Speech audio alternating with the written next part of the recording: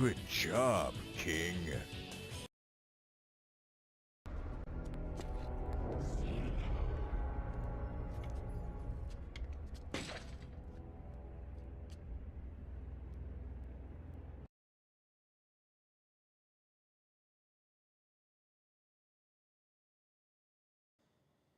Man, all this Sylvaneth fighting KO outside, and all I can think of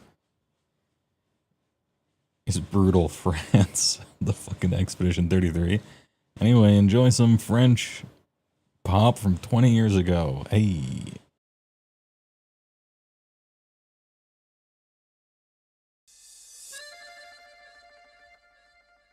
Tu m'as promis.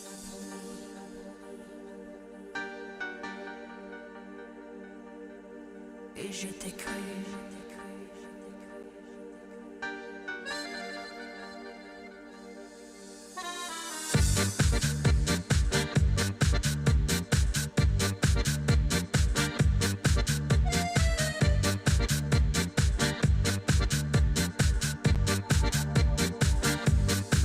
Tu m'as promis le soleil en hiver, un arc-en-ciel. Tu m'as promis le sable doré, j'ai reçu une carte postale. Tu m'as promis le ciel, la terre et une vie d'amour. Tu m'as promis ton cœur, ton sourire, mais j'ai eu des grimaces. Tu m'as promis.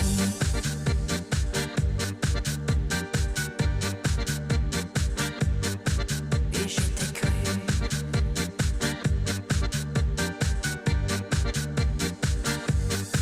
Tu m'as promis le cheval ailé que j'ai jamais vu. Tu m'as promis le fil d'Orient, mais tu l'as coupé.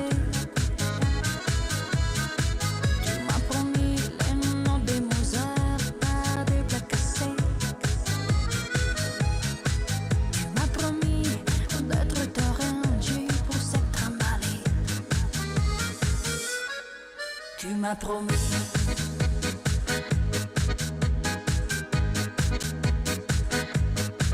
Et je t'ai cru.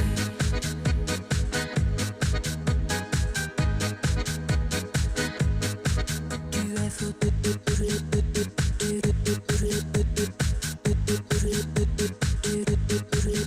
es fou.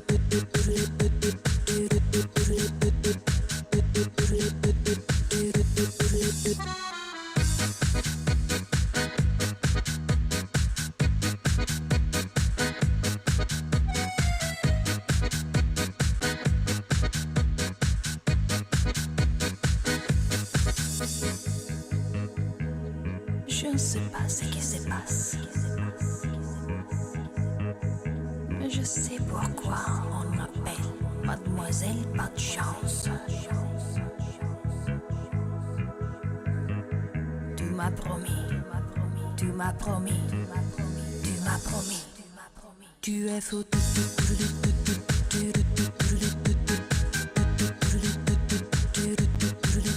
es fou.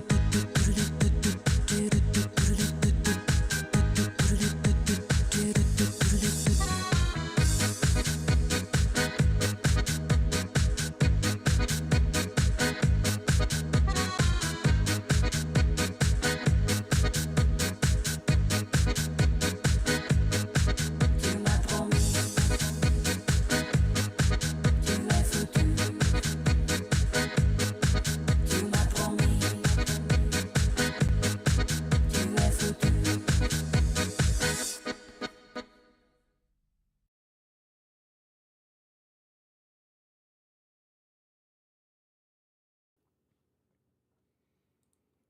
Yo. How you guys doing tonight? This fine evening. Gamers gaming? Big question mark? Holy shit, yeah, Ingrid. It's been a minute. It's been perhaps a minute. Chidubusta, currently on a 5 stream stake. Nice. A quintile. You were just listening to the song the other day. Oh, yeah? Nice. Return of the Power Level Master. Mervire. True.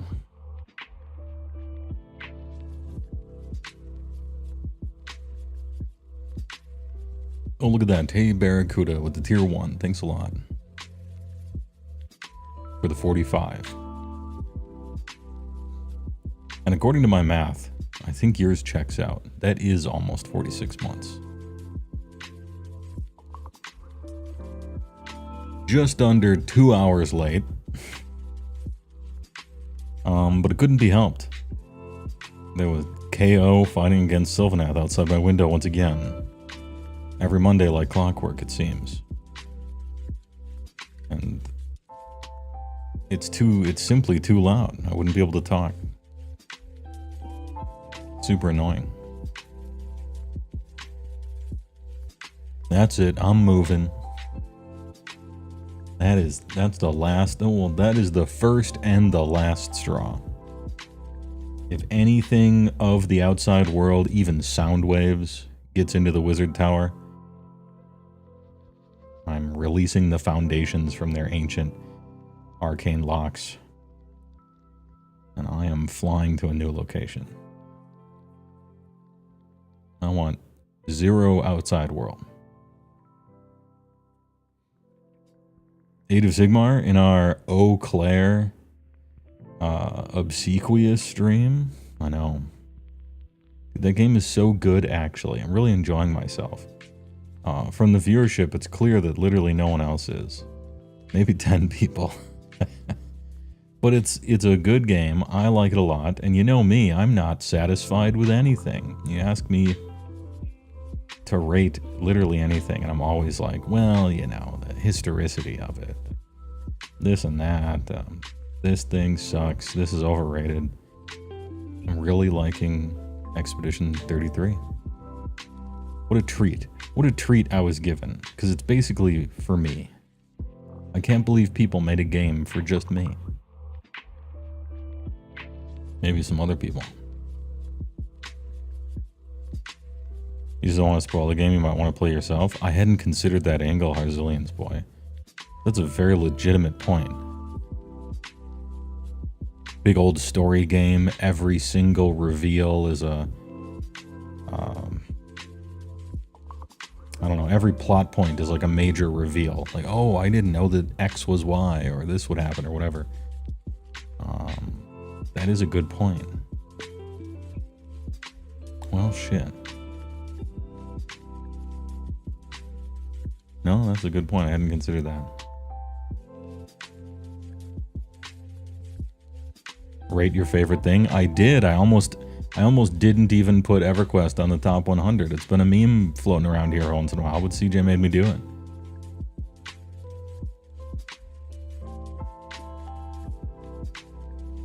I don't know. I'm a firm believer in there is such a thing as a big difference often between I like something and it is good. You know? I think those are two different things. Typically. I mean, it's possible they can sync up, but they don't have to. Today you're pissed at GW for making old men with beards made of plastic and you want to buy them. Hey, alright.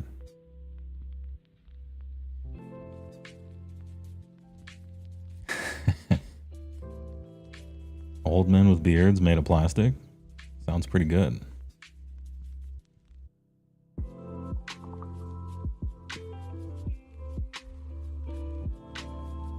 Completely different. You like Oblivion, for example. Yeah, see, that's a perfect example. Yeah. And whatever. What else? I like EverQuest. Still, in current year. Albeit it's a EQMU server, but still.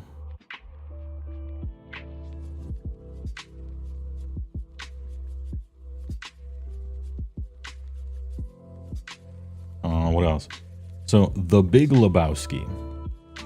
is not one of the Coen brothers' best, but it's my favorite, and that's fine. What's EverQuest? Good meme. Although actually, in this day and age, that might be a legitimate question, and I wouldn't take offense because the game came out in 1999, changed the world of gaming.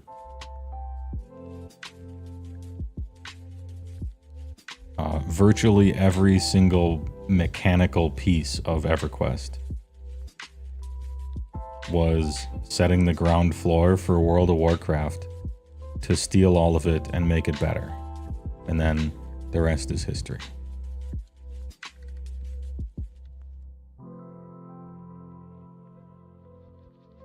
What are the news? Triple GHB news that I haven't looked at, but it's Fyreslayers, Tzeentch, and Idoneth Deemkin.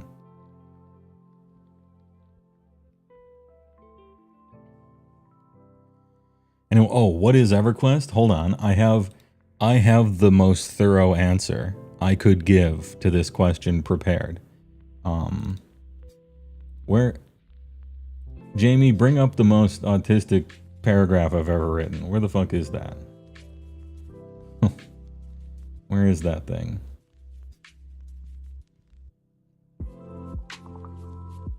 I have it written here. Top 100.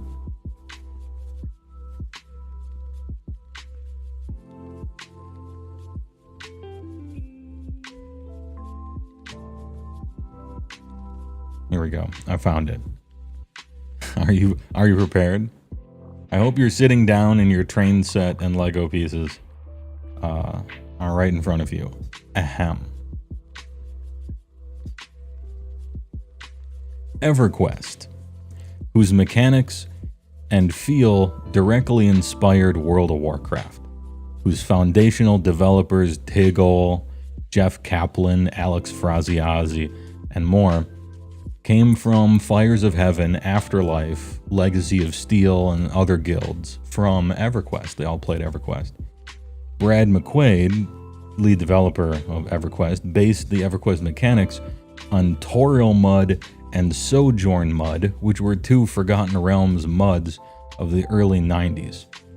Mud is multi-user dungeon, which were themselves both based on Deku Mud, which is based on Aber Mud, which was based on Mud, which is based on Zork, which is based on Advent or Colossal Cave Adventure, which was spread around ARPANET before there was an internet. It, in turn, was inspired by real-world spelunking in Mammoth Cave, Kentucky, mixed with Dungeons & Dragons, which Gary Gygax and Dave Arneson based on Chainmail, combined with a medieval twist on Bronstein games, which were Napoleonic strategy games based on the 1950s board game Diplomacy. Mixed with the referee element from Strategos from 1880, which was largely descended from Kriegspiel, a Prussian war game from the early 1800s, which was based on primitive German war games around the turn of the 19th century, which were based on chess. EverQuest was also the first fully 3D MMO, which cements its place in the top 100 PC games of all time. And there's the... that was the paragraph I wrote when I was going to do the top 100 video games of all time. I was going to make a special note for number 100, which was EverQuest, and it was going to be that. Please enjoy.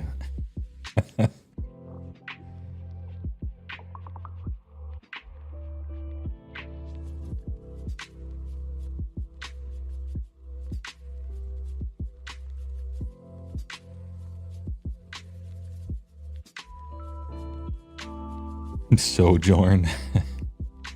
Sojourn mentioned, I know Zork, Strategos. You had me at real life spelunking, hell yeah. You're hearing a lot of based, it's true, I made sure to put based in there as a little subtext over and over. Kriegspiel mentioned, you should make lore videos. Yeah, you know, I probably should, huh? Somebody might give a shit. I've seen them, I've been watching them, I like them. You know those people on YouTube that make 3-hour-long retrospectives where first they talk about the history of literally everyone who worked on the project or was inspired by the project for a full hour. And then after that, they do a playthrough of the entire game and talk about everything in it for the next 2 hours.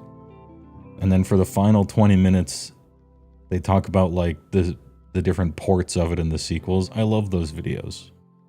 They seem like they take a whole lot of effort, but so did my other videos that are long and good, so maybe I should do some of those.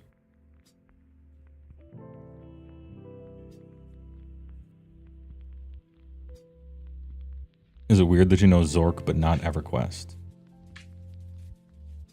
No.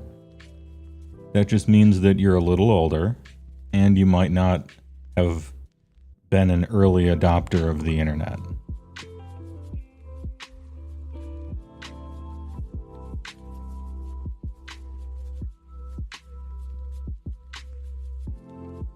What's your least favorite faction?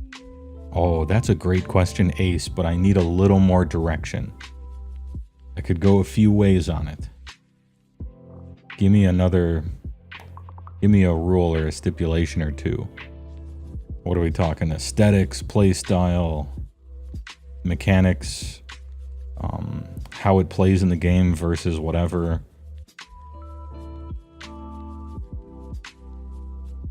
If you say all of them put together, I'll probably be able to give you an answer, but... You were born in the 2000s. Oh, okay, so you missed all of it. You just happened to pick up on Zork. You might have become interested in point-and-click adventures from the... Well, no, point-and-click. I mean, the second half, or maybe even the final third of Zork's life was point-and-click, but really, the main thing was text-based stuff in the very early days. Zork 1, 2, and 3, if you will. I see the meme ad. I'll get to it when there's a natural break.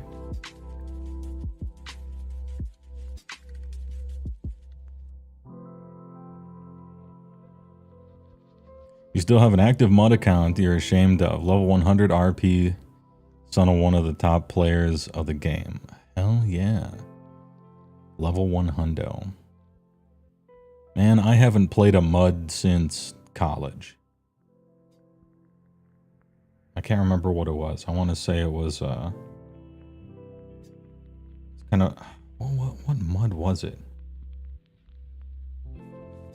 There was Forgotten Realm stuff, but there was also Magic the Gathering stuff. It was like a dual. Kind of a mixture mod. I can't remember the name of it. It's been a long time. But it was fun. You start to memorize stuff, you know?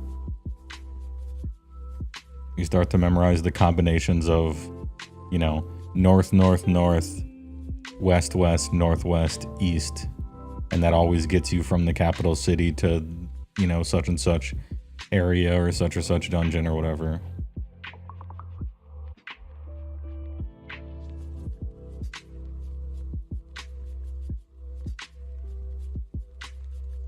By the way, it was really funny watching your fighter against the painters yesterday and then watching Asmongold fighter today. We definitely got to see your RPG autism on full display.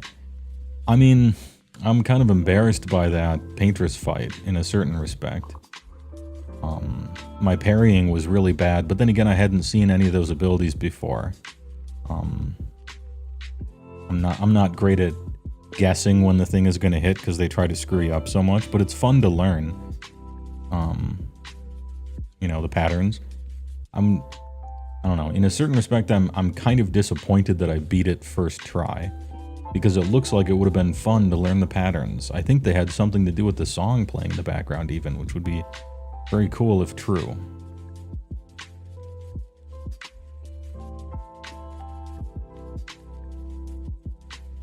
Asmon has a completely different type of autism than I do.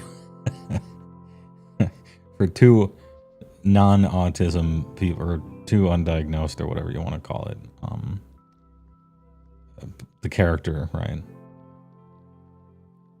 Everything he's doing is to farm. I'm not even sure if he's any good at games or not. It's impossible to tell. It's hard to see through the mask of Asmongold. 10% because of the character he plays, but 90% because everything he does is for farming purposes. Right. Down to where he holds the mouse on screen during certain cutscenes and stuff, and the way he reacts to how he plays and the decisions he makes and the mistakes he pretends to make and the mistakes that he legitimately makes. It's hard to know. I don't know. I don't watch him too much, but I got the distinct impression that he was natural and very practiced at the entire streaming thing, almost to an unnerving degree.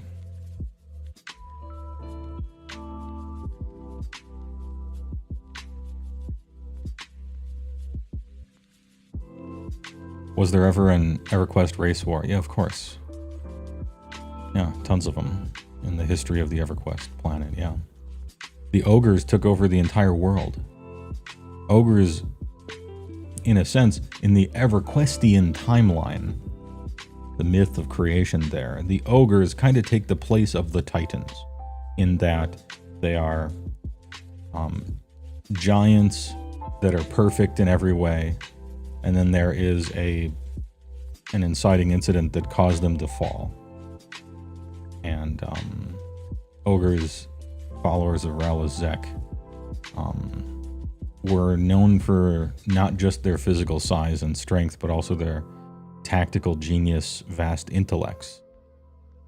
They were cursed and brought low once they had essentially conquered the whole world and then decided that they'd try to conquer the Pantheon as well. They were cursed with stupidity. And they're left in their spherical shape that they now have in normal EverQuest. I don't know if you could call that a race war or not. More like a, I don't know, like an ogre Reich or something like that. Like they're just trying to kill everyone and take over the world. Typically not good things to do. And they were punished by the gods for it.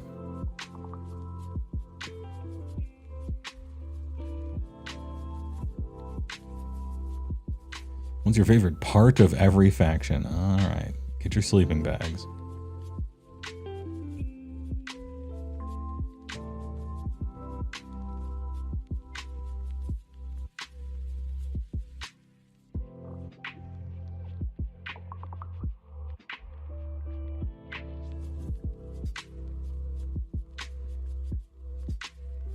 When traveling was about keybind directions to the number key and use the plugin to have a map you can navigate. You learned programming for PK. Nice. You were so over-leveled it was a cakewalk. The entire purpose of the game gives you levels, skills, and abilities. It gives you 3 things. Levels, skills, and abilities.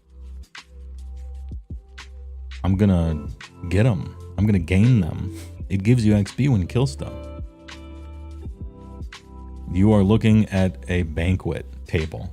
A feast of character power, and you're gonna walk past all of it. Why? That's the fun, is figuring out the combos and leveling up and all that stuff.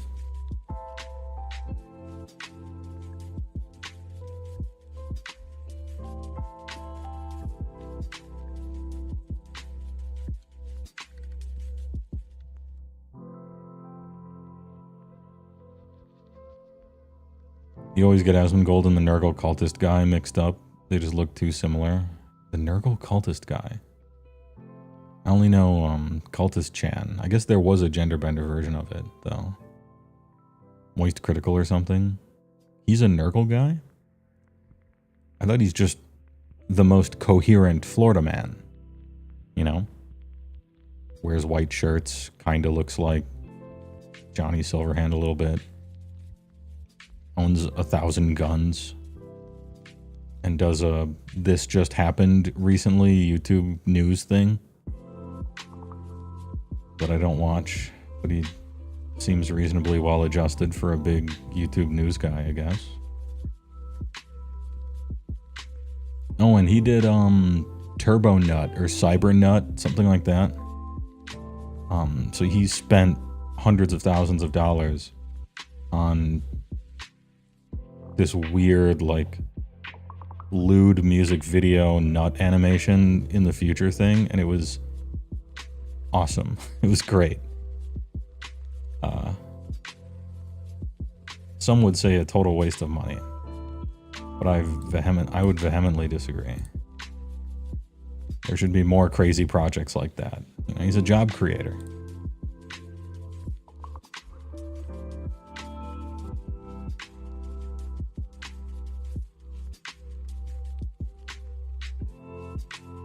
If only he put a tenth of that focus into cleaning.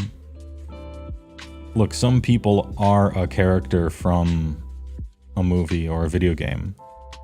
You know, the evil guy that has a scar over his eye. The, oh, how do we represent, like you're writing a script, how do we represent what's inside the character via their outward appearance or whatever, you know, the greedy guy who's very fat, right? The guy with anger issues who has, I don't know, fucking like a wolf on his t-shirt or something. That's a worse one, but you know what I mean? Like, a guy who's struggling to get over some past trauma will give him a cane, right? And so, like Dr. House or something like that. Like, you show physically what's happening inside the character. And Asmongold's house is like a real life example of what you might write into a script, you know, for some character like that.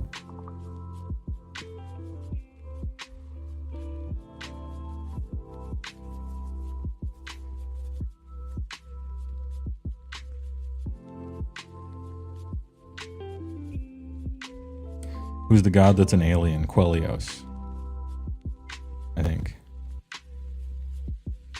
No, Rod said knife? Oh my god, it's been so long. Either Quellios or Rod's a knife. I could look it up. Yeah, he's an actual alien. And in the old in the booklet that came with the game, they had little pictures of all the gods. He's definitely an alien.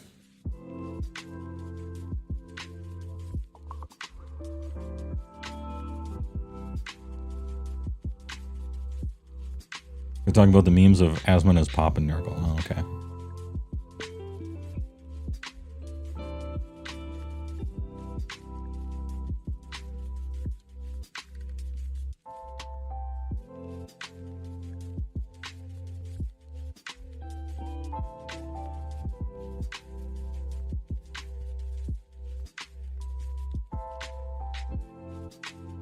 Rod's a knife. Healing god is Kanos.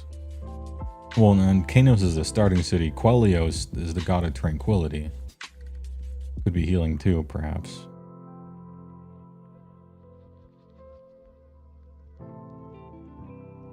You laughed so hard at the end of last night's stream when you realized that waiting for news until 5 hours into the middle of the night was a bad idea. I just got caught up with the game. At the start, I'm like, I'll do the news after the game. And then it was like 6 hours later, and it was the middle of the night, and I'm like, this was a bad idea. Everybody's asleep. Remind me to do the news first after the walk, you know. Not first. We gotta have our walk, you know. But and then, you know, the thing that you don't know how long it's gonna last, but it'll last for a long time, that's the thing to do at the end. You'd think that'd be obvious to me.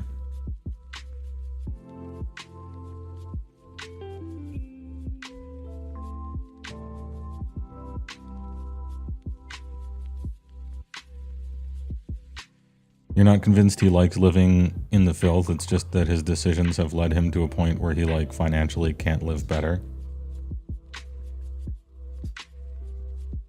I mean, he's a very, very much mega millionaire. He could certainly.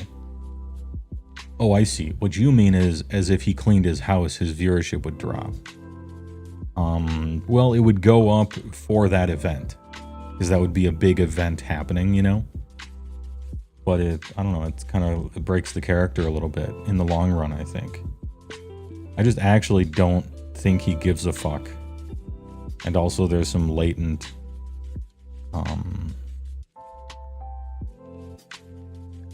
you know, it's his mom's house, and he was very close with his mother and all this stuff. There's some latent, you know, that kind of stuff hanging around psychologically, but I think honestly and truly it's that, plus he doesn't care. And then it's also partially for the bit.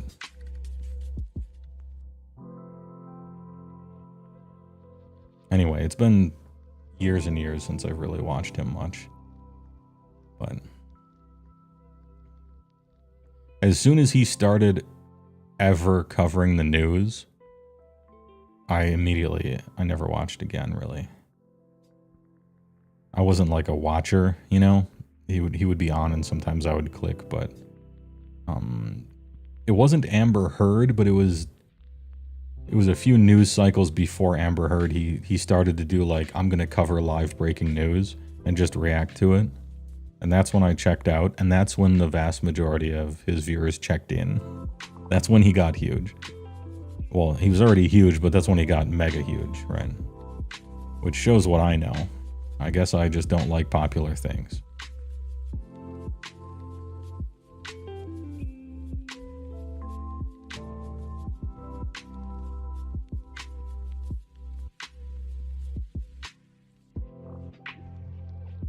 Cool if you want to see what the stupidest man on earth thinks about any given topic.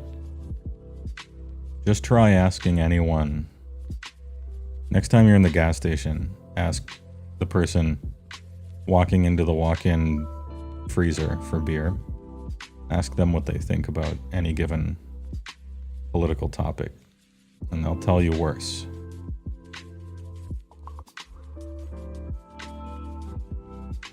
Maybe it is the case that he's some super right-wing psycho now, and everything's different.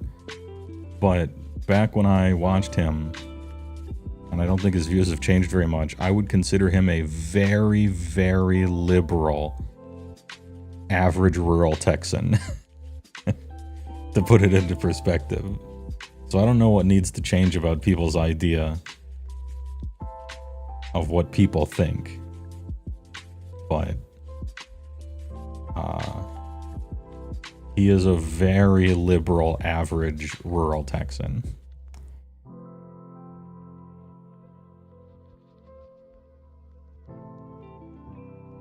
He got on the anti-woke bandwagon. That's the average Texan. Possibly even the average American. Yes, that's correct. Yeah. Yeah.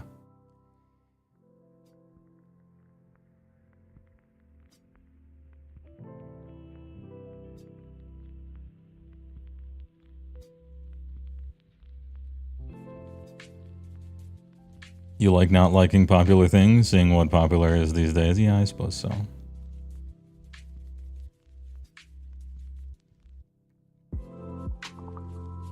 Okay, HeyWoah taking us for a walk at the end of the work day for enrichment, yeah. Sometimes you just need to slow down after work, you know, paint some miniatures, go on a walk, and see the part of the loop where the dog walks by.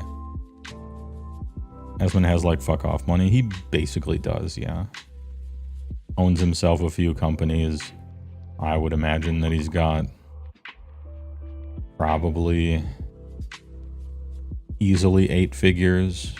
I don't think 9, but in the tens of millions probably.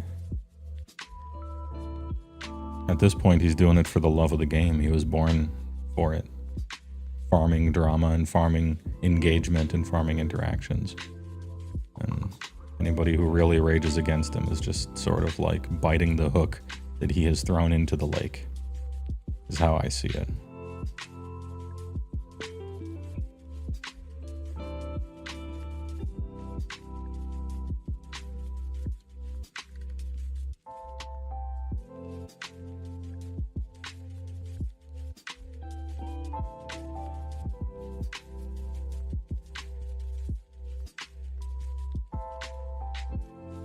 You think it's better to like kindness, love, affection, and hot goth ladies? Damn. I reach across the aisle and shake your hand. Finally.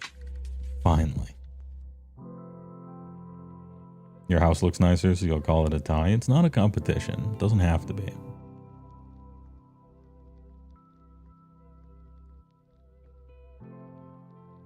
You know, I'm probably more liberal than Asmongold is, but then again, Wisconsin is more liberal than Texas is. So maybe we're both products of our environment in certain ways. Although Wisconsin has taken a sharp dip to the right ever since the Scott Walker days, to my chagrin.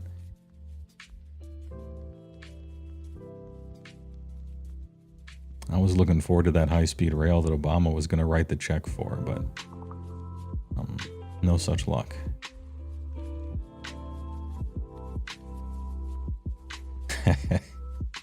Obama still gets me.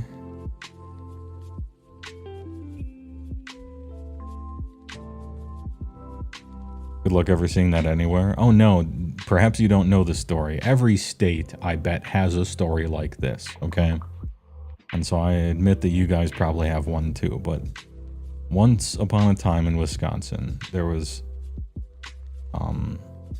during the wave of Obama got in and then a million states voted in Republican governors and stuff right after that, because it tends to be how it goes. And ours was Scott Walker. And he was generally considered pretty dumb and bought and paid for. And sort of delusional. One of the, I don't even know if it was a shovel-ready project or not, but Obama came in with a federal present, like a Christmas present. And he's like, I'll give you the state of Wisconsin, I'll give you, I can't remember how many billions it was, possibly $14 billion, maybe $4 billion, something crazy amount of money. And then you guys can build high-speed rail connecting Minneapolis, Chicago, and you'll get that going through Wisconsin then, and we're having this big plan. And we'll give you the money for that. And Scott Walker, flew to Washington and said, no, we refuse. But I will take those billions that you promised us, I will still take them. I'll just spend them on other stuff.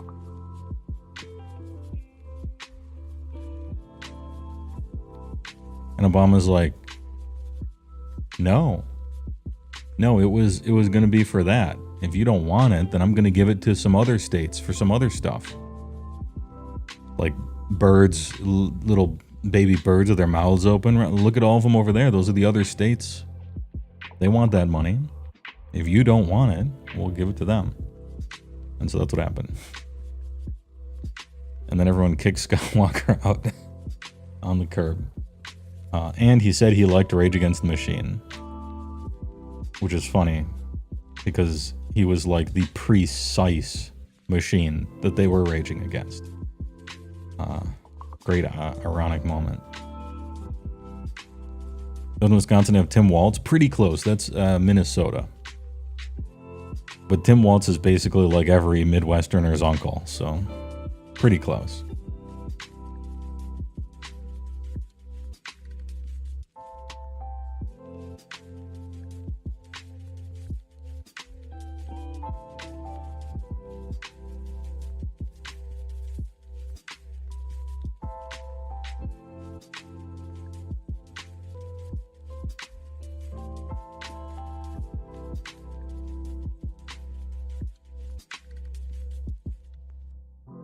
I love how many Republican politicians love Rage Against the Machine. It's not, well, I guess. I mean, that's a different way of looking at it, right? Rage Against the Machine was an incredibly popular band. Everybody growing up in the 90s knew about it and liked them. Some people knew the lyrics, but most people didn't. Except fuck you, you know, I won't do what you tell me. And then in their 12-year-old brain, they're like, that means fuck you, mom. I'm not going to bed or whatever. You know, they didn't know about Zach De La Rocha's fucking trying to find something that rhymes with Mumia Abu Jamal or whatever, you know? They're just like, damn, this guitar work is great. It's kind of a jazzy sort of rock stuff. All the musicianship is excellent.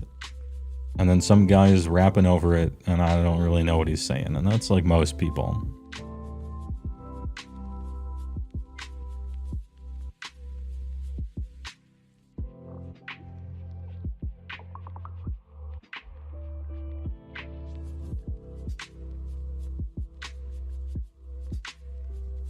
It's like people complaining that the GTA 6 trailer seemed like it was anti-police. I expect it to be anti-police. Because it's called Grand Theft Auto. Sorry, I'm way too close to the mic. Sorry, it's just, it boggles the mind sometimes. It's the 6th installment of the series about being a criminal and killing police officers and committing robbery, murder, racketeering, drug dealing, prostitution probably. Like, yeah, it's gonna be anti-cop. By its very nature. I don't think anyone is serious about that. Or at least I like to hope that they're not. Every time you say out loud, no one could be that stupid, they have to be trolling. They can't be that retarded. They have to be trolling. An angel gets their wings every time you say that out loud.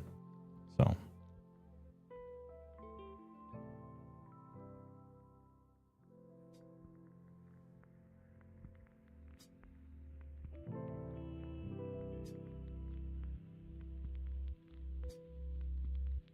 All the cops in GTA games are stupid, evil, corrupt, or all of those at the same time. Yeah. All art is political. It's a critique of the police system.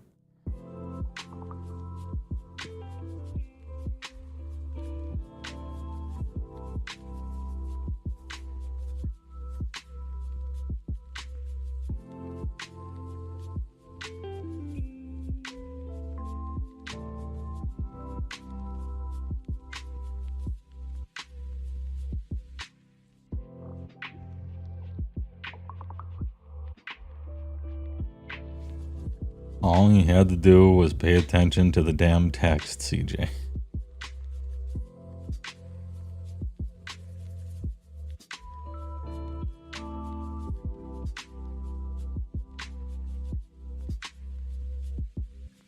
Actually, media doesn't have to have anything to it. It's literally not that deep. I mean, yes and no.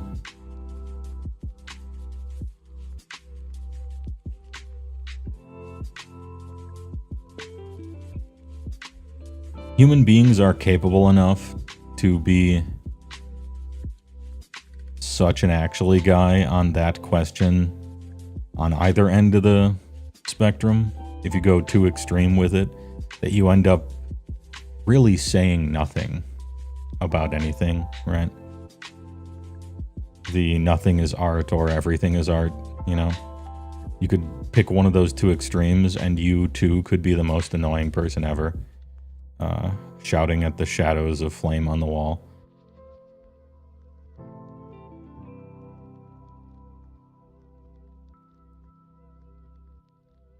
Everything is inherently political because it exists in a world that is political. Not everything is made to be political. Everything exists in a political context, is what you would say.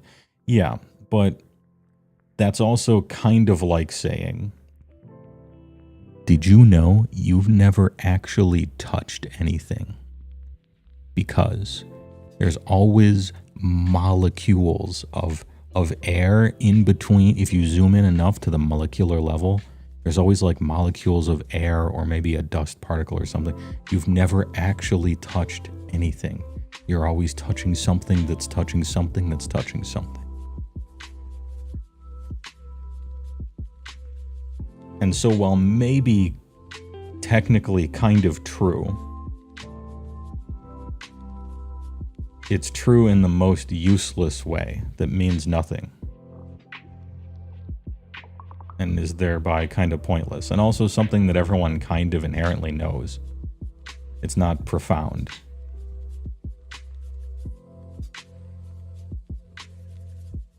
Unless there's a point to it, right? Like, what are you getting at, you know?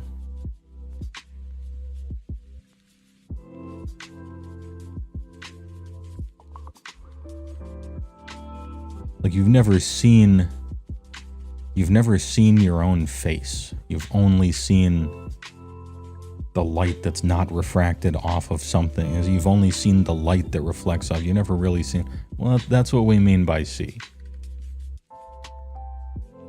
If you're about to give me a physics lesson and it's part of your physics lecture, okay, there's a point to it. But otherwise,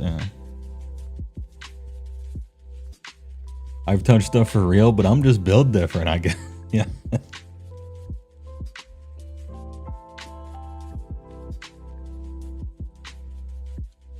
It's because the electrons in your fingers repel the electrons of the thing you're trying to touch, so you never actually touch because of electromagnetism. And if you zoom in, the vast majority of the molecules and atoms and everything in your body is in fact empty space, and so you are empty space, and so on and so forth, right? Like, it's fascinating to think about if there's a point to it, or if it's a teaching moment.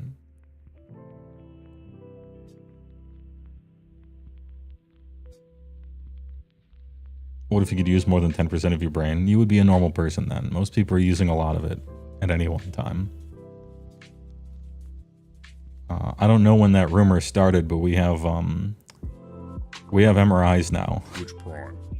We can like look at it, and they're like, oh no, yeah, look at that. Colors all over the place. Yeah, much more than 10%. Hey, all right.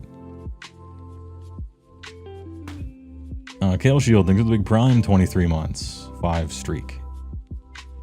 The Emperor literally said I have no substance. No, you have substance. It's just the majority is empty space.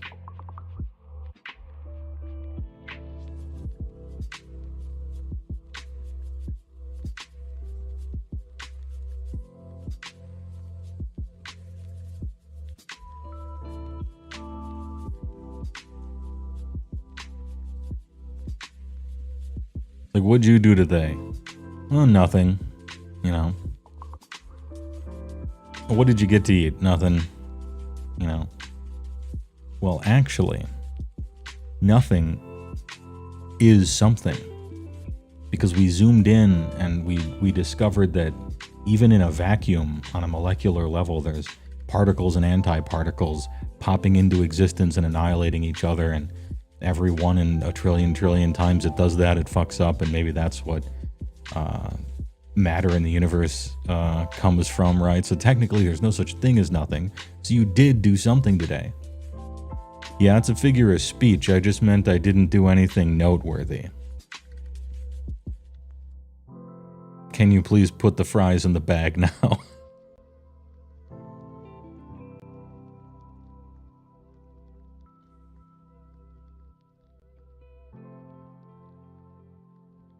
I took a limitless pill to limit myself, yeah.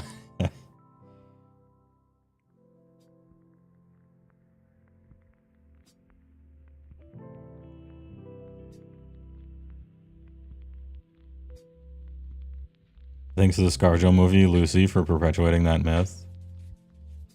I remember when that movie came out and people were like, it was a known myth for a long time before. I don't know when the myth started, but it was a known one. And like all the reviews of that movie, which wasn't a good movie, they were like, they had to put their foot down at the beginning of it. They're like, first of all, this myth is well known to not be true. This is like, we've known this was not true for a very long time, and so the premise of the movie is very stupid. But, you know, you can't curve bullets around a corner by doing that, and you watched Wanted, and they wrote Wanted anyway, so, you know, you can't cast spells either, so on and so forth. with that attitude. You know, I was thinking about it recently. This is a true fact, okay? A true fact. And I want to talk about the implications of that true fact, but we're not going to get there unless you agree on the fact, but I think you will. Why is it that when you're watching a movie or playing a game or reading a story or when you are interacting with media and you are immersed in it in some percentage, right? Maybe it's a particularly immersive thing. You're in it, you're focused on it, and it's great. And it takes place in such and such year, or maybe it's a fantasy movie or whatever. And there's a dragon in it, and the dragon's flying around and breathes fire on people, they die. Okay, you know. And then there's an archer on the hill due east of said dragon. And that archer lines up his shot, pulls back, but instead of pulling back as you would shoot a real bow, they pull like to the other side, and then the arrow, instead of being through here, the arrow is like in like a way that wouldn't work. Like, you know that that's not how you shoot a bow, but they're trying to make it look cool, and or they don't know how to shoot a bow, so they just did that. You just watched the dragon fly and shoot the fire out of its mouth, completely immersed. But then you see the incorrect physics of archery, and suddenly you're taken out of it. You're like, that's not how that would work. But there's magic and shit. Fantastic beasts. Is it the closeness to you of the thing happening? Like, you don't have a frame of reference because there aren't really dragons, but there are bows and arrows, and that's, by gum, that's not how they work.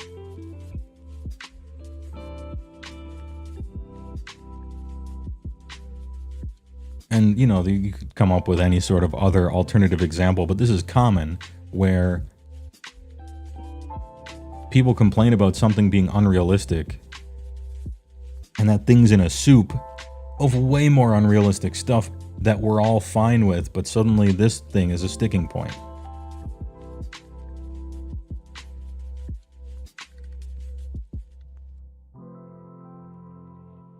Because I've felt that too. And I'm like, what's the difference?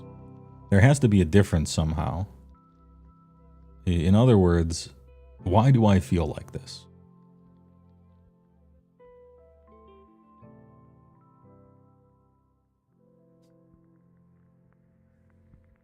And you could put in anything, any equivalent, you know. Trying to think of another example that would take someone out of something. I don't know, maybe the curving the bullets in the gun thing, or 96-pound girl fights against guy who looks like the Mountain in physical combat and like wins somehow. You're like, no. Or, you know, a lot of times it has to do with machinery, maybe like a car hits something in some way, or I don't know, like maybe it's down to earth stuff. It's things that like you're aware of because they're close to you or something. I don't know.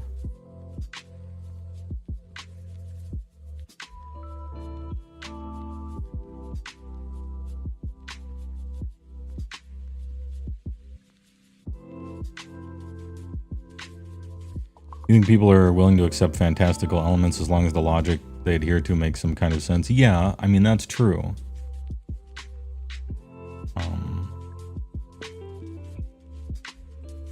Maybe it's the logic. Maybe that's the part. Fantastic stuff is fine as long as it makes sense. And realistic stuff is fine as long as it makes sense. But as soon as it doesn't make sense, it doesn't matter if it's fantastic or normal. That's the problem with it, is that it doesn't make sense or it wouldn't work or something.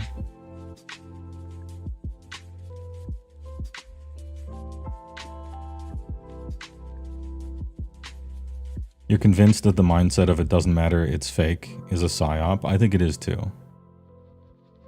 I think it's a psyop completely. You're an FBI agent.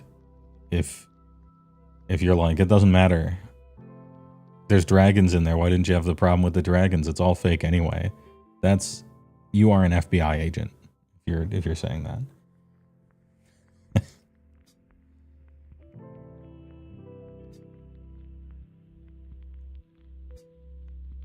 This came to mind when I was thinking about archers in AoS. I can't remember which ones it was. Maybe it was the 3 bowstrings ones from Lumineth.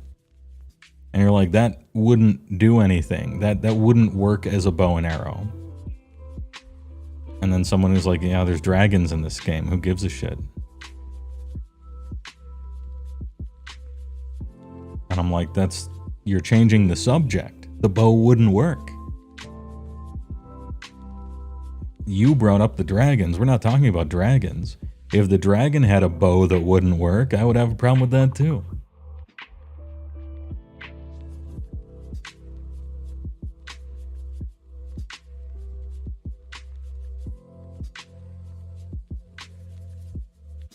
There's a word for that, says Ortorius. Anteronormatism.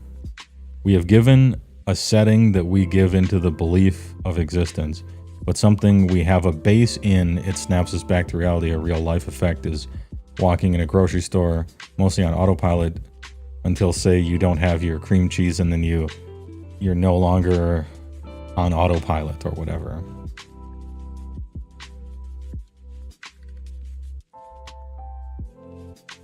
This is where the Ortorius power couple comes from, because we have psychologist married to vocabulary specialist, right? And so we have the concept and the humongous word that describes the concept, right?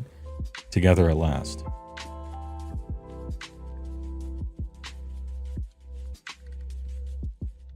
Elves are just built different, better.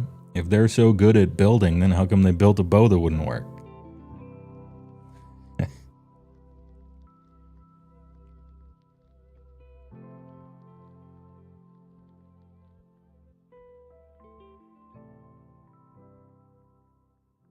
Yeah, it is similar to the uncanny. I don't know if it's similar to... To me, the uncanny valley is something that you are approaching. It's describing approaching something, right? It's a asymptote kind of where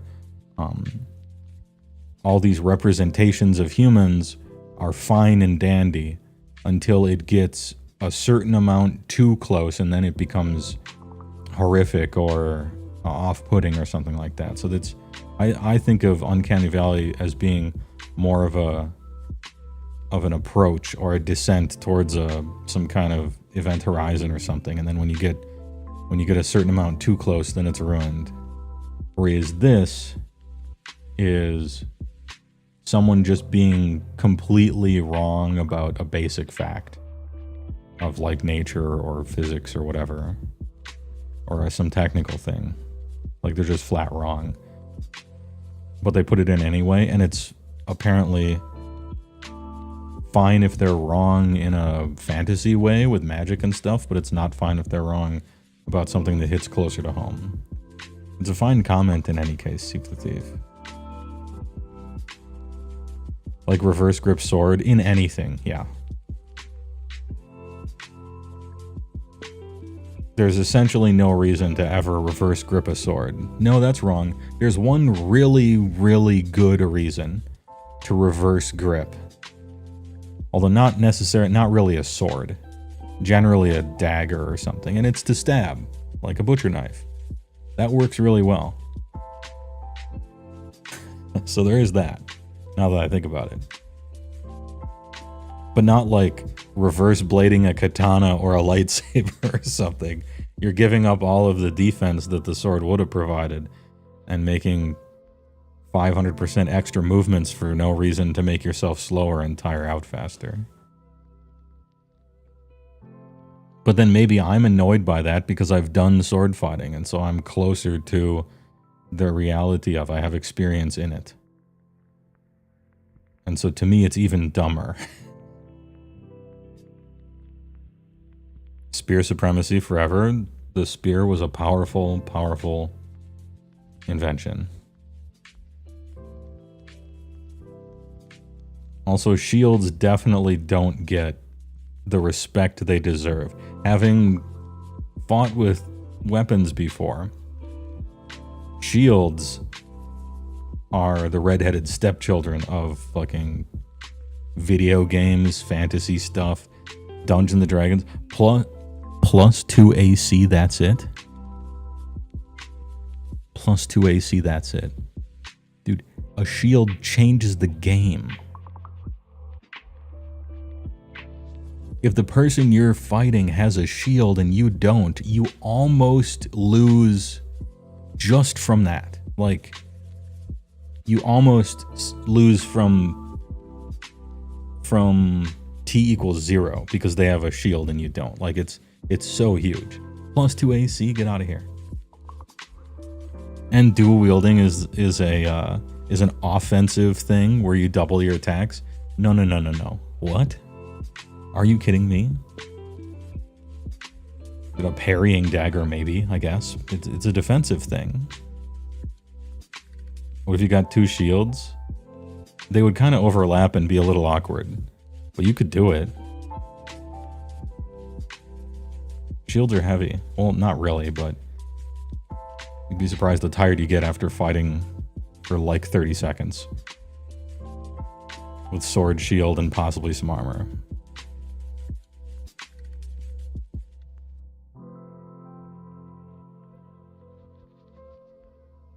One big shield, one small shield, like a buckler.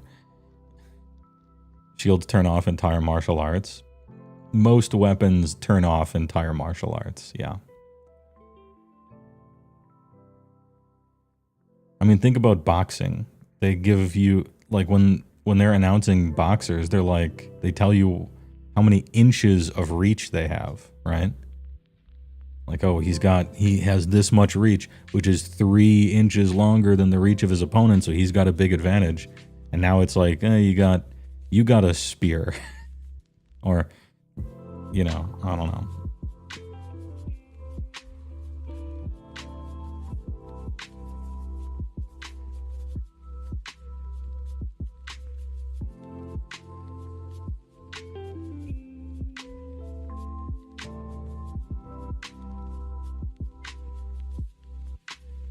I do like how MMA removed the veil, and MMA and pride fighting before it and all that kind of stuff. I like how it was the guillotine for the copium of fan fiction ass martial arts for like 2,000 years. You're just like, nope, most of this shit is trash.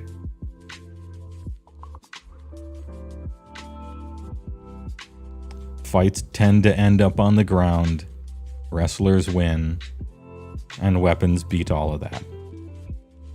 But even in weapons, fights often end up on the ground just wrestling around anyway. Eat shit. Eat shit, China. Sorry, Jackie Chan.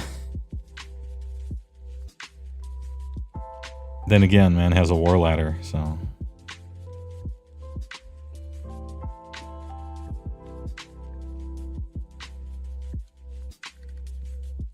Yeah, except for Steven Seagal's Aikido.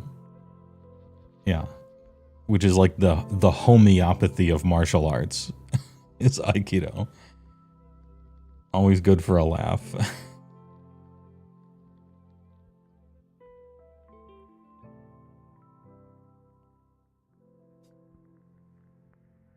Knights use their daggers to kill more than longswords. How do you expect to get through the armor any other way? A fine square dagger will do it.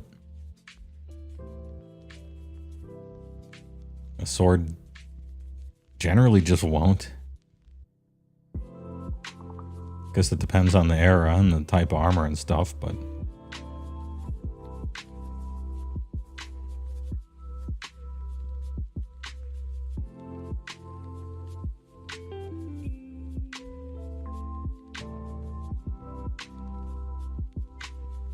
Did you watch Netflix film The King? It has a kick-ass armored longsword fight that ends with dude wrestling on the ground trying to shank each other. Yeah, I watched that. I really liked it because it was, you know, it's clear they gave a shit about realism. Now, they didn't go crazy with it. There was still plenty of cinematic stuff happening that kind of wouldn't have, whatever. But at least you could tell they gave a shit to try to have it be a little more realistic and represent that. And what I really liked about it was the sound, and how a lot of it was just two guys absolutely dead-ass winded. So fucking tired.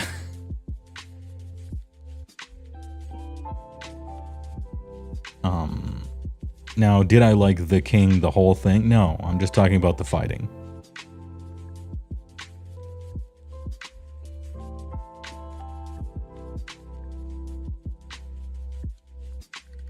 I thought it was an interesting way of trying to put forth a compromise between actual realism but still being entertaining.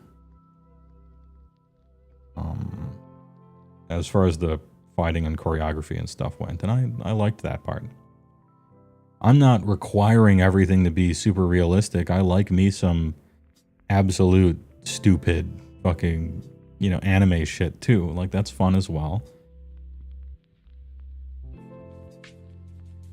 It's just, what are you trying to do, and did you succeed? The age-old critic rule. What were they trying to do? Did they succeed? Who's the audience? Would they like it?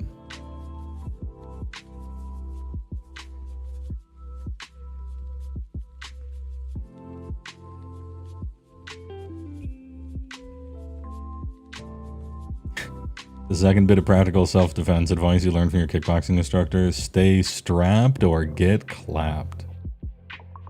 And there's an old Bruce Lee bit about that, where he's in some interview or something, and he's like, I don't care how fast you are. You know? Random person, bang. That's it. 10 feet away, bang.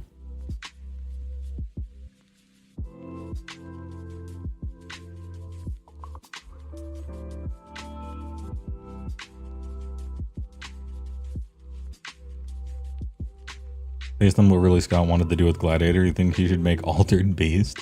You know, give Ridley Scott something that has no history to be inaccurate about, and I think he'll thrive there. That's all the Altered Beast you need.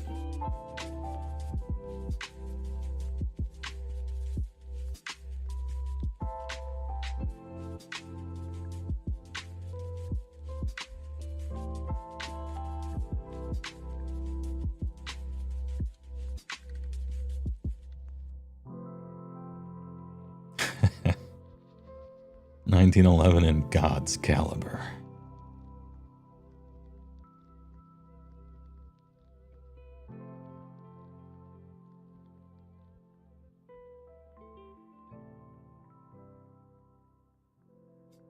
Your favorite part of War and Weaponry, the transition point between guns and standard arms? So interesting, and you wish we had a setting mass appeal for it. Dude, what a crazy time World War I was, you know? Technologically speaking. I don't know how common this was, but there were still, like, they had guys on horseback. And machine guns. And we're just barely starting to think about what air superiority could possibly even mean. Like, what a linchpin moment.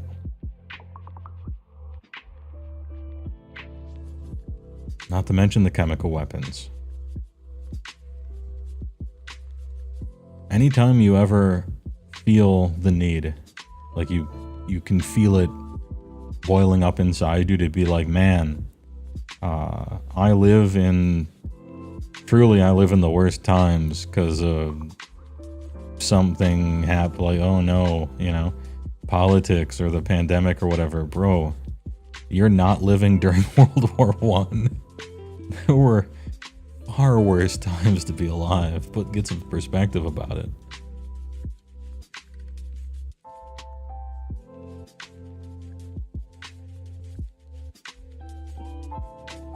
Horses versus tanks was in a few really.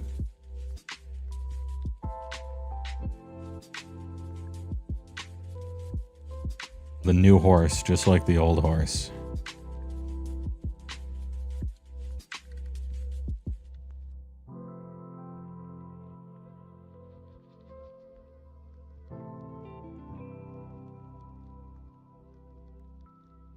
World War I history is darkly hilarious at points. It is, really.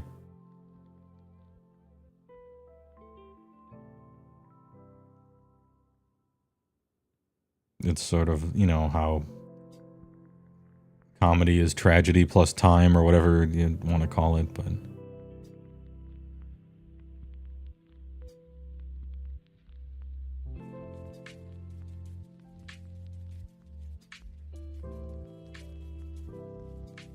The US had a shotgun called the Trench Sweeper, because it was just that murderous. The Germans demanded they not use it. The US said, well then stop using mustard gas. And the darkly hilarious part, they both decided, no, we'll just both keep using it. Well, you want to win real bad, you know? Have you ever considered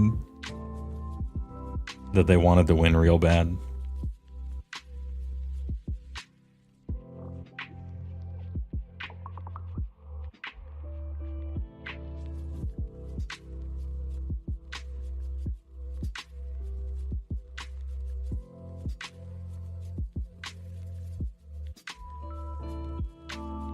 Poland had some in World War II, yeah.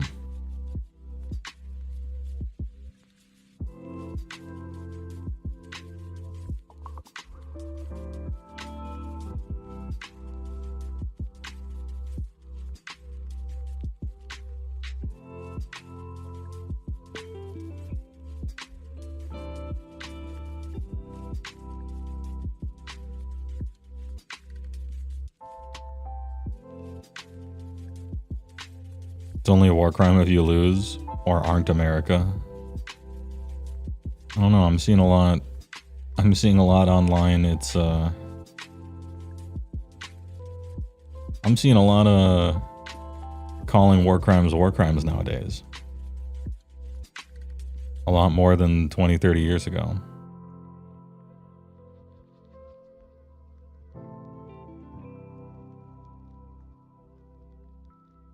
It's not a war crime the first time. After that, though, we live in different times, alright?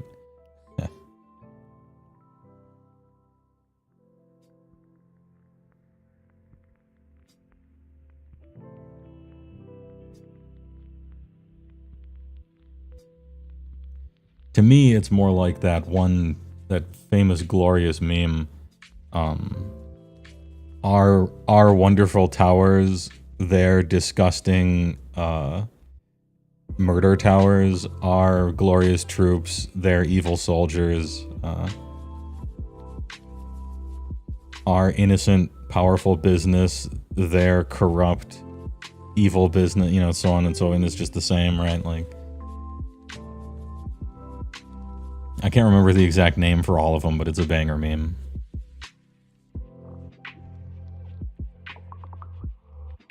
Yeah, our glorious religion, their stupid superstition.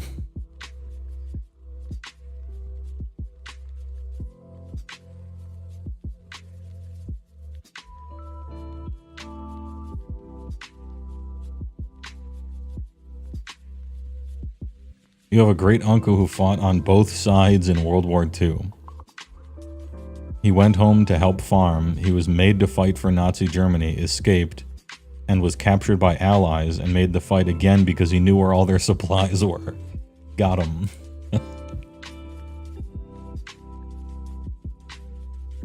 Your great uncle, born to farm, forced to fight.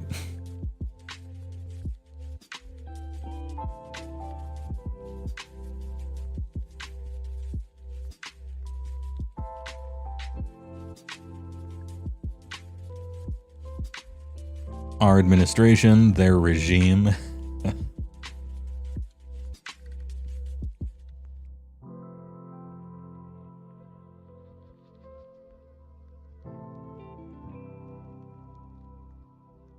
The Germans wanted to make it a war crime, so they sent a letter to the White House saying that if they captured any U.S. troops with 1897 shotgun or shells, they would execute them. The president hand wrote back a simple response, if. Huh. Wonder if that's true.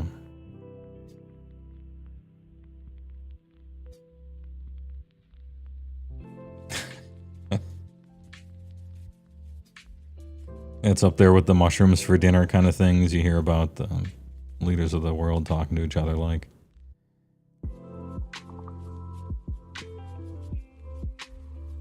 Hey, on all of these positive notes, you know, this uplifting conversation we've been having, there's some plastic toy soldiers to talk about. Much more important. Many such cases.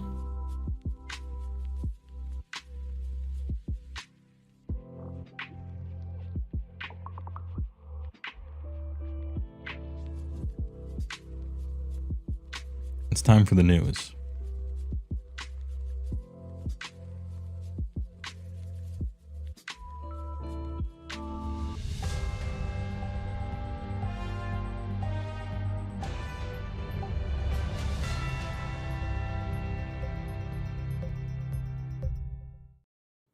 Oh yeah, and you did redeem a meme ad, so I will dutifully do it.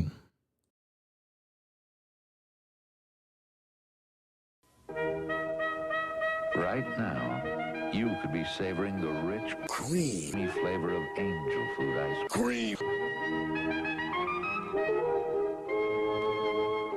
It's the extra cream in angel food. That blends all of your favorite flavors, so they're always smooth and Creamy, never pointy.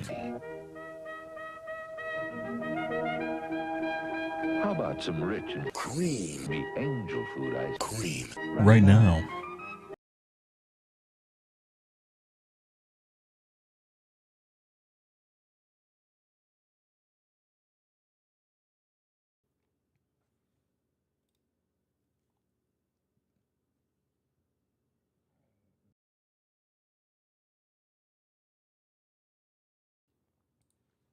Poof.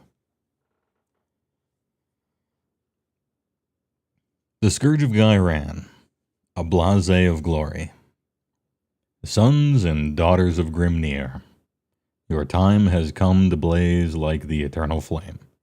For today you receive the new Scourge of Gairan rules. Gather around the fire while Battlesmith Adam Troke of Ostarg Lodge enlightens you on the subject of Magamadroths. Center this here. He inhaled, tasting smoke and cinder. I am Gargum, third heir of the Beldrag Lodge. Drums beat and dirges were chanted as the Rune Sun looked up. The priest's death mask stared back at him. Known as the Half-Axe, for my first blade shattered in slaying a loathsome toad drake, son of my rune father, Grumgun Grimnir, who was a son of Freyras Grimnir, who was a daughter of Dagdan Grimnir, and ever on. I defeated Feargor the Flayed and buried him beneath the Wandering Mountains. As Gargum spoke, the priest held a sizzling rune against the Rune Sun's bicep. Gargum grit his teeth. I swore grudge against the Ratmen when my older brothers were stitched into the abomination they call the Umglug. The priest began hammering the rune into his flesh. The what? The dirges of the gathered Duarden rose. Somewhere, a Magmadroth roared. Gargum's voice stayed strong. Now, Volcatrix's children howl at the stench on the wind. The Skaven come. The Umglug comes. I will mount my steed Fafnorg, ride for Beldrag, and reduce it to ashes. With one last blow, the Urgold rune bonded to his flesh. Gargum shuddered as volcanic power surged through him. He roared, axe held high. Grimnir, guide me! That was unintentionally erotic for the entire thing. But hey, alright. Our first flame-grilled, char-broiled tribute takes the form of a new prayer lore Vulcan gift. Volcanic fracturing gives Magmadroths an explosive quality when injured, causing their volcanic blood to jet out with even greater ferocity. The other two prayers, Fury of Volcatrix and Blazing Impetus, can both be used on infantry units, but are put to best effect on Magmadroths. See, Games Workshop, it's not impossible to do this. You can just let buffs land on monsters or troops, like it's fine. The former grants extra attacks, while the latter enables you to move a unit in the hero phase. The second tribute is the Marks of Volcatrix, 3 Magmadroth upgrades. Incandescent Blase turns your average Magmadroth Firestream into an apocalyptic inferno to potentially torch an entire unit in a single blast. I will hold them to this. If I read this rule, and I don't think Apocalyptic Inferno, I'm going to be very disappointed. Thickened Scales makes your Magmadroths harder to hurt, while Peerless Lineage enables you to pick a second target for a Magmadroth's Rampage ability. Big. If you hadn't guessed by now, the Scourge of Ghyran War Scroll updates your Magmadroth, specifically the Orc Runesun. It has 2 new abilities that make it especially deadly when used in combination with the prayers and marks above. Should an Auric Runesun see his Runefather in trouble, he will fly into a volcanic rage, inflicting extra damage in a bid to protect Dad and his bestie.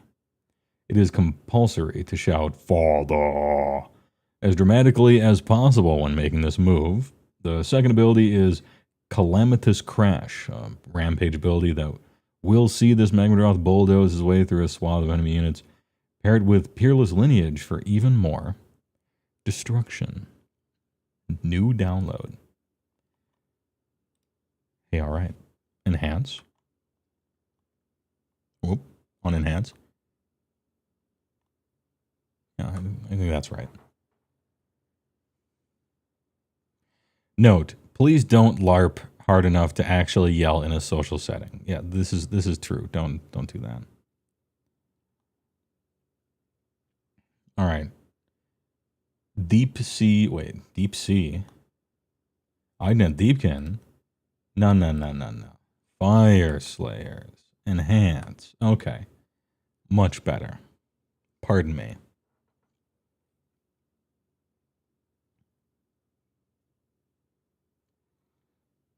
The marks of these can be, okay, so these are your no sub-factions. No sub-factions for the Fyreslayers.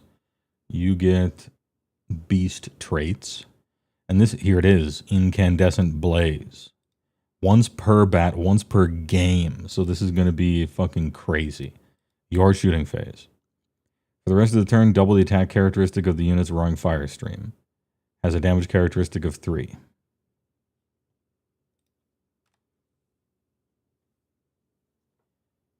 One moment, please. I'm just gonna... Roaring Fire Stream.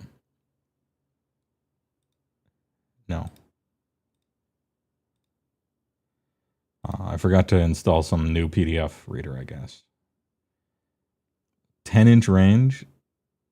So 8 attacks instead of 4. 3s and 3s, 1, and then 3. Anti-infantry rend 2. Is 8 attacks. 3s and 3s, 2, 3. That's a lot. Now, it's only 10-inch range. That sucks. So the ability sucks. But if you get close enough to actually use it, 8 attacks, 3s and 3s, 2, 3. Double is only once per game anyway, though. With a 10-inch range shooting attack, literally you're probably only going to use it once per game anyway. One way or another. What did I say? What did they say? Apocalyptic Inferno. I don't know about that. But 8 attacks, 3s and 3s, damage 2, Or damage 3, rend 2 if it's against infantry. Like that's potentially some big damn. Apocalyptic Inferno, no. But, you know, that's some big damn. Can you use it in combat? No. Oh, then it's... Yeah. Yeah, then it's even worse. Okay. Yeah, you're not taking this. 10-inch range and can't even use it in combat, despite it being the thing's fucking mouth. Okay.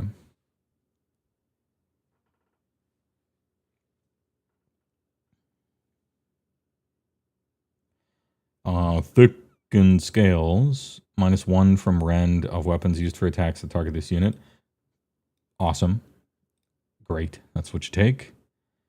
Or Peerless Lineage. You can pick another eligible unit to be a second target of the Rampage ability. Rampage ability? Add 1 attacks characters and melee weapons used by friendly Fyreslayers. Well, okay. Sorry, I'm thinking of the Rampage. Pick 1 enemy unit on a 3-up, subtract 1 from save rolls for the target. It's a really good Rampage. But you're just so rarely in combat with more than 1 unit. That's rare enough. I'm taking Thick Scales. Thick Scales for sure. 100%. Dad, -1 save. Oh wait, they probably have different ones. Son. Each time this unit destroys a monster, add 1 to 10. Well, okay. Rampage. Pick an enemy monster in combat with this unit. Stopped reading there. No Rampage. Oh, here we go. Pick an enemy unit in combat, 2d6. If the roll is equal or less than the number of models in it, inflict mortals. Okay. So you could pick 2 with Lashing Tail. Yeah, I think they way... Perhaps I play differently than most people, but they way overestimate the number of times that you're meaningfully in combat with 2 or 3 units. Oh yeah, maybe the new War Scroll is good though. Hold up, yeah, good point. Smarter can do D3 plus 3 mortals to a high model count unit. Yeah. I will withhold judgment on this one. In a vacuum, I don't think it's any good. But we'll see when gets the War Scroll. Thickened Scales is great. Incandescent Blaze is funny, but unfortunately 10-inch range, can't shoot in combat. Nope. Nope. Anything but a Horde Breaker, I guess. Although, no, there's so many bad Rampages now that it's hard for me to say anything but X. Anyway, these are a new prayer lore. So I have to check the old prayer lore so that I can compare and contrast. So this is the old prayer lore. Prayer of Ass on 4. Visible Fyreslayer unit, wholly within 12. -1 from wound rolls for attacks that target the friendly unit until the start of your next turn. Unlimited, that's great. Yeah, that's good. If it's 8, subtract 1 from rend that target that unit as well. And this is your unlimited prayer. Awesome. Actually nice. Nice unlimited prayer. A good defensive buff for sure. And then Prayer of Grimnir's Fury. Visible friendly. Infantry hero. Wait, what does it target? Anything, right? Yeah, any Fyreslayer. Infantry hero. Target can use 2 fight abilities. Yeah, but it's an infantry hero. Who gives a shit? After the first use, strike line. Okay, bad. Wrath of Valkatrix. Also 4. Pick a visible friendly Magomadroth. Hold within 12. Then make a chanting roll. For the rest of the turn, the battle damage ability has no effect on the target. Add 1 to attack characteristic of his companion weapons. Of which you have 1. Nope, you got more. Okay. 2 attacks. Add one of the attack characteristic for every 4 damage points the target has. Interesting. I don't know how cool the battle damage thing is nowadays, but the bonus attacks are something. So you have good unlimited prayer, bad hero fight thing, and monster slightly better thing. Okay. All in all, not bad prayers. Kind of nice with it. Versus Icor of the Ursalamander. Big invisible friendly Fyreslayers Monstar, holier than 12. To the start of your next turn, any damage points, if any damage points were inflicted by an enemy unit by the target's volcanic blood ability, after the damage sequence has been resolved, inflict 3 mortal damage on the enemy unit on top of all of that. In if it was 6 up, D3 plus 3. That's a lot of Reflecto Dam. How much Reflecto Dam do you do right now?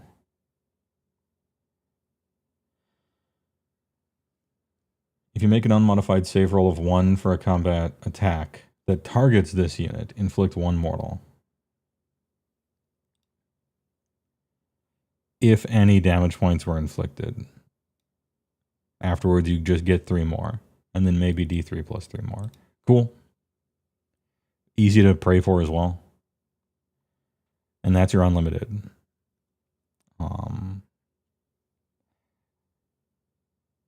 You're just bing, bing, bing, kind of power word shielding all of your magma droths in your deployment zone, ready to send them off and Reflecto Dam stuff.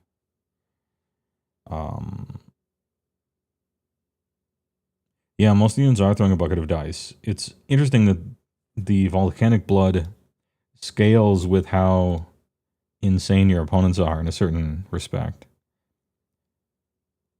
Like if your opponent army is very elite, then volcanic blood sucks. But as soon as you start rolling 20 attacks, 40 attacks, 60 attacks, suddenly you're actually just melting against the heat of the thing.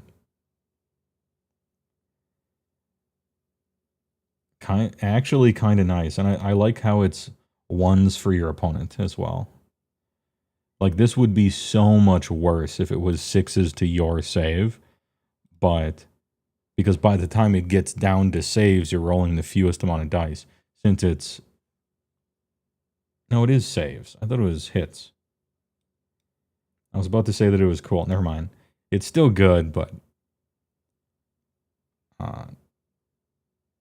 save roll of 1. Okay. You're still making a bunch of saves, I guess. I like start talking about these always after misreading them. Fury of Volcatrix for 4. Pick a friendly Fyreslayer priest to chant his prayer. Add 1 hit rolls to target's combat attacks, including those made with companion weapons. A rule we should just get rid of, right? So we're nerfing all-out attack and then giving you a way to get it. Sorta. The addition of the chanting roll was 8 up, add 2 to the attack's characteristic of the target's companion weapons. If they don't have any companion weapons, then, well... I mean, clearly this prayer lore is you want to play a bunch of Magmadroths. So here is a prayer lore for you, the Magmadroth player, right? Yeah, if the prayer goes off, a single save roll of 1, guaranteed 4 mortals back. That's a lot. I actually, for all the people who, you know, the type of person who's like, man, my rolls are terrible. I always roll 1s on everything. Well, brother, I got an army for you to play. Magmadroths. Turn that frown upside down. If you can't stop rolling 1s for everything, at least have it cause you to explode and kill your enemies, right? It's like my Expedition 33 party where 2 of the party members auto-explode at the very beginning of combat and die. So that my 1 carry can carry. Damn, that game's good. And Blazing Pimpetus for 5. Hard to pray for.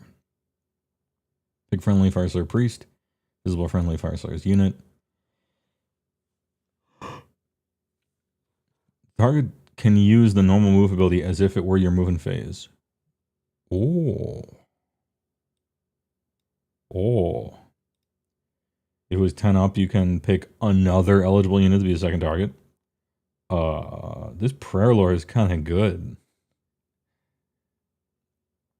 It's clearly like you want to play Oops All Magmadroths. We're going to make you a Prayer Lore specifically built for that army. And that's what this is. Can you still roll saves if the rend goes above your armor save? Yes. In fact, technically you're supposed to.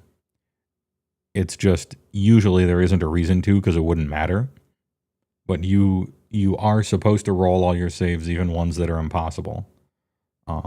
It's just we save time by not doing that. But some effects might matter, so like this, for instance. So yeah, like if you were playing against somebody with rend 40, right? Rend 40. So you couldn't possibly pass. You would still roll all your saves, and all the natural ones would kick back mortals then.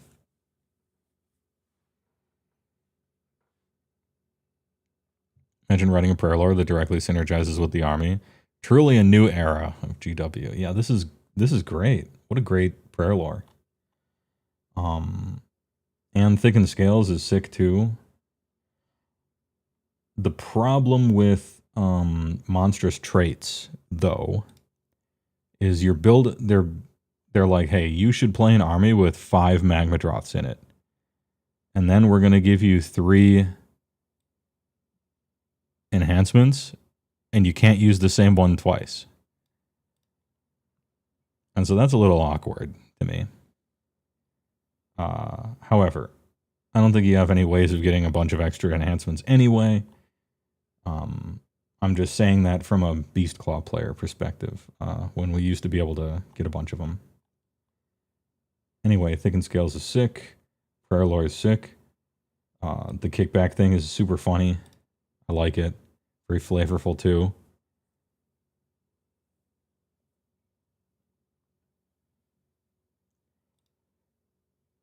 Yeah, combat attack. I just wanted to make sure it's possible they fucked up and said attack instead of combat attack.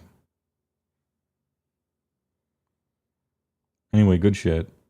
Now, if you're a normal army, like a normal Fyreslayers army, and you just happen to include 1 Magmadroth, is it worth taking this prayer lore? No way. No way. I don't think. I mean, I don't play the army, but it seems like Prayer of Ash is actually a great unlimited prayer. And Wrath is like okay. Wrath is like okay. And you can cast it on your Singleton Magmadroth, and that's fine. So I think you still take the default one if you're a normal army, but if you're Oops All Magmadroths, this shit is fire. Nice-oo. Alright. Scrooge Guy ran, War Scroll, Auric, Rune, San. 14-10-4. Not a good start. Pretty slow, no flying, bad save. 6 up ward at least. 6 up ward's okay.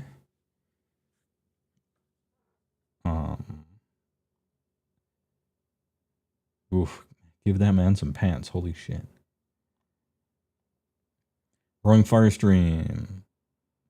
4 attacks, 3s and 3s, 1d3. Or if you do the funny thing, 8, 3, 3, 2, 3. Melee weapon. See, 10. Just why? Also, you can't do it in combat. Why? It's its own mouth. It can't breathe. Can't breathe in combat. It's holding its breath. Oh yeah, that's right. You can get a 5 up ward in Slayers too. And it's not like Beast Claw where you have to spin 5 plates and pay $100. It's you actually can get to 5 fairly easily. I mean, it's not free. Ancestral weapons 5, 3, 3, 1, 2. Claws and horns 6, 4, 2, 1, 2, 4, 2, 2, 3. 2 of them. Okay. It's like alright at fighting ish. It's like okay. It's an okay fighter. Very awkward breath weapon though.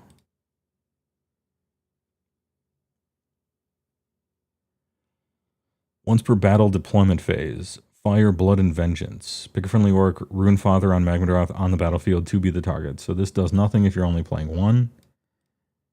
You have to be playing Oops All Mags, basically. Add one of the damage characters to the unit's melee weapons, including Companion, while the target is in combat, damaged, or destroyed. Cool. So if the pater dies, then you get +1 damage to just fucking everything. Well, melee weapons, not the fire stream. So 3-3-4, which does move the needle a bit.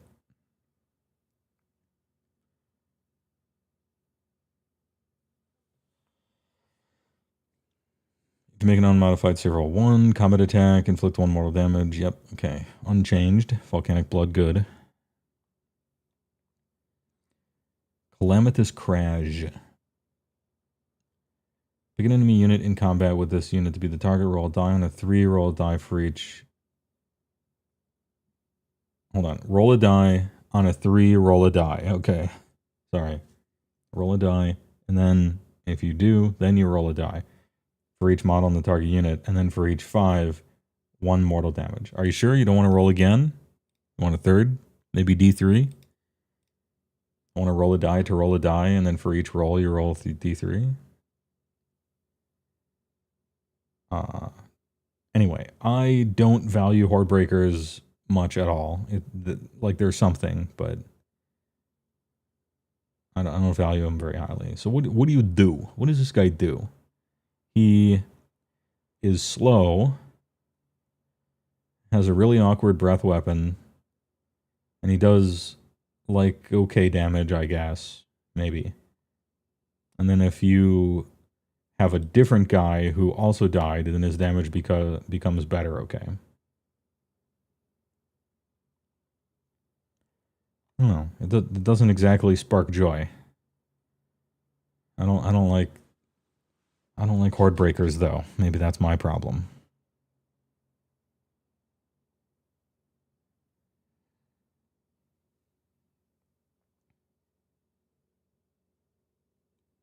Gets more wounds in the Droth sub-faction. Yeah, I believe it's +2. Puts him up to 16. Double moves with the prayer. This is all in on Droth. Yeah, I guess we're just using them, right?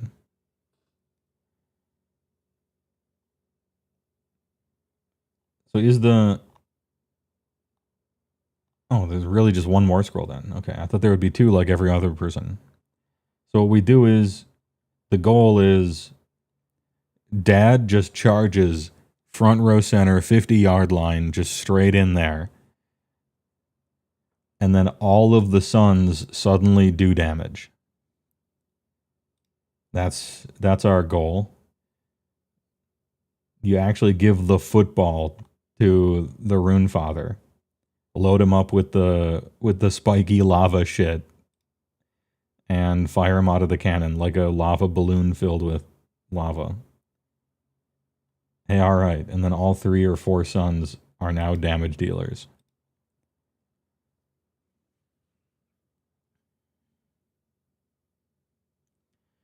I do have to remember that even though the War Scroll looks bad, this is Fyreslayers we're talking about. You actually get a lot of sauce to scoop up with the spongy bread that is all of your units in this army. So their War Scrolls might look a little lacking, but it's because all the flavor is added manually. Is the Rune Dad the Rune Dad a Rune Chad? He has that same thing, Latchkey Grandax, 4 attacks, 3-3-2-3. Some stuff. Okay, he's kind of the same. The Warrior Kings. For those of the turn, add one of the attack's characteristic melee weapons used by friendly Fyreslayers. Only 12. Including him. And he has a sick rampage. Like, I know it sucks that you have to roll a 3 up, but the effect is so strong that I get it.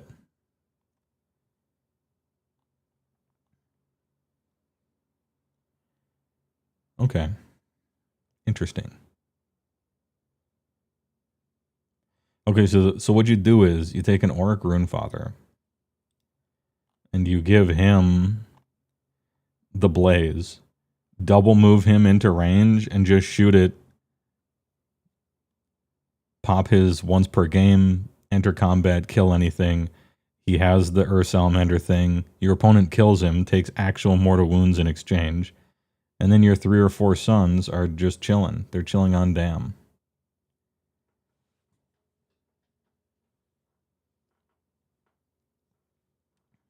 All right, we're kind of juiced here. How are people taking the Fyreslayers update? We've had a few days to percolate. Saturday and Sunday. How are Fyreslayer players taking it? Because it looks like if you love Oops All Magmadroths, if that's your thing, I mean, this seems like happy birthday. You have an awesome new Beast Pounder to put on it. You have a good prayer lore. Their water balloons filled with lava again. You have a combo to make your sons do damage. Yeah, Calamitous Crash sucks, but like, I guess who cares? There's plenty of other shit you're doing.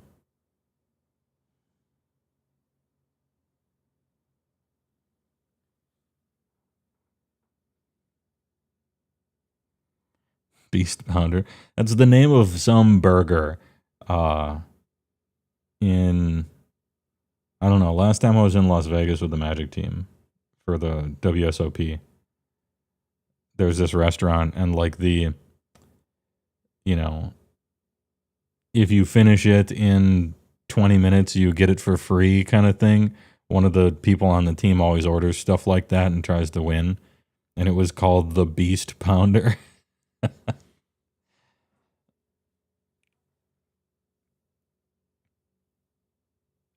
Fyreslayers have always had weak-looking scrolls that get better with synergies and combos. Yes, very true, Escapo.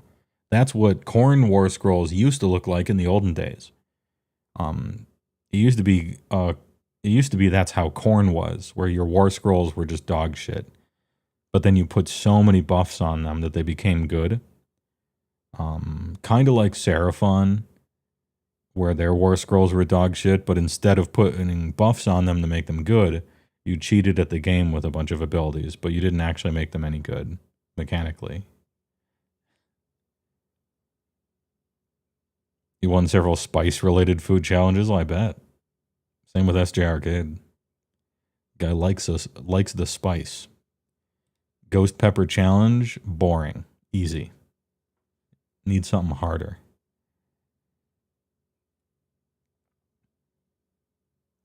All draws versus all Stonehorn and Thundertusks. You want to see it? I wonder who wins that. We do most of our damage in the charge phase, and it's not technically attacking in the combat phase. So we might be kind of immune to Volcanic Blood. That might be the decider.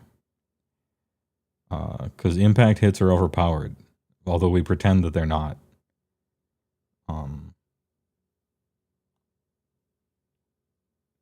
Oh, and I wanted to point out, this is very important, all right? Game design lecture. Look at Volcanic Blood. They could have made this ability way worse, but functionally the same. If you make an unmodified save roll of 1 for a combat attack that targets this unit, inflict 1 mortal on the attacking unit after the fight ability has been resolved, okay? This could have said, and it would be the same chances of anything happening, if you make an unmodified save roll of 6, reflect the damage, right? They could have picked, I guess, any number, but typically it'd be 1s or 6s. In the past, they had it be 6s, and now on this one, it's a 1. Why is having it be a 1 better? Or maybe you disagree that it's better, but I think it's better.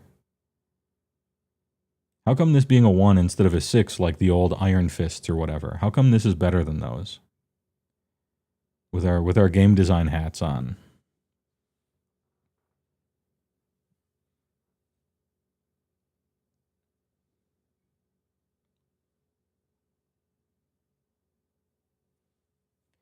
I'm going to catch up on chat while I wait. Johnny should be eating good with all the combos in Fyreslayers. Johnny, Fyreslayers might be some army for him, I guess. I know this is like awkward because now there's silence, but there is a stream delay, and there's an even longer stream delay on YouTube. But I still would like to, include the audience in any case.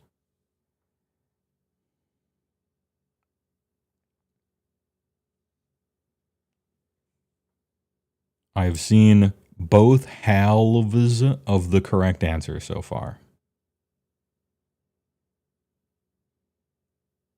Yeah, there's two reasons why this is good, and perusing chat just now, I'm seeing both of them.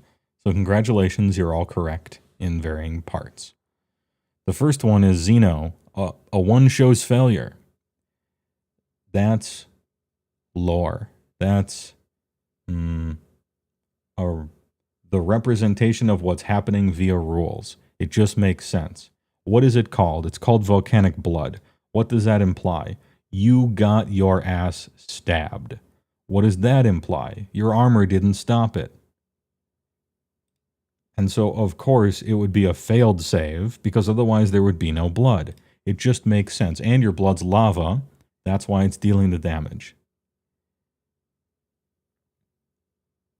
And so, thinking about it, what's it doing? What's happening in the game? What kind of effects are these? How are we representing it mechanically? All that stuff makes sense, right? But it's double correct. Because now we go, now suddenly in the second half, we don't care about verisimilitude or elegance or representing whatever in the rules. Now we just care about the user experience of resolving the rules of the game psychologically. A 1 is normally bad. It's the worst you can roll. So a 1 is bad. And so when you're rolling your armor saves and you see a 1, you are sad. And when you see a 6, you are happy. If you make something good happen on a 1, but you still suffer the normal effects of failing, then it's kind of like when Stephen Hawking famously made a wager that Hawking radiation was not true. And he bet, in a sense, he bet against himself. Why? So that he would win no matter what happened. If his theory was correct, then his theory would be correct and he would reap the benefits and the rewards and be correct and feel good about it. And if his theory was wrong, then at least he got, I don't know what the wager was. I think it was a bunch of Playboy magazine subscriptions or something like that. At least he got something out of the deal. Here you go, kid. So that's why on a totally different axis, having it be a 1 is good. Because it turns normally the worst fail state into, well, it's not that bad. At least I do some damage, right? Now, this doesn't fully exactly pan out when it's happening because players adapt their brains very quickly to make sure that they're always feeling bad about something. And so suddenly, if you have a 3-up save, right, now suddenly 2 is the worst roll you can roll. And so now you're actually more sad about the 2 you rolled with this ability than the 1 you would have rolled without the ability. But that's, you can only stop people from woe is meing so many levels deep, I guess. Anyway, good shit. Fyreslayers, I'm going to give you a B+, A-.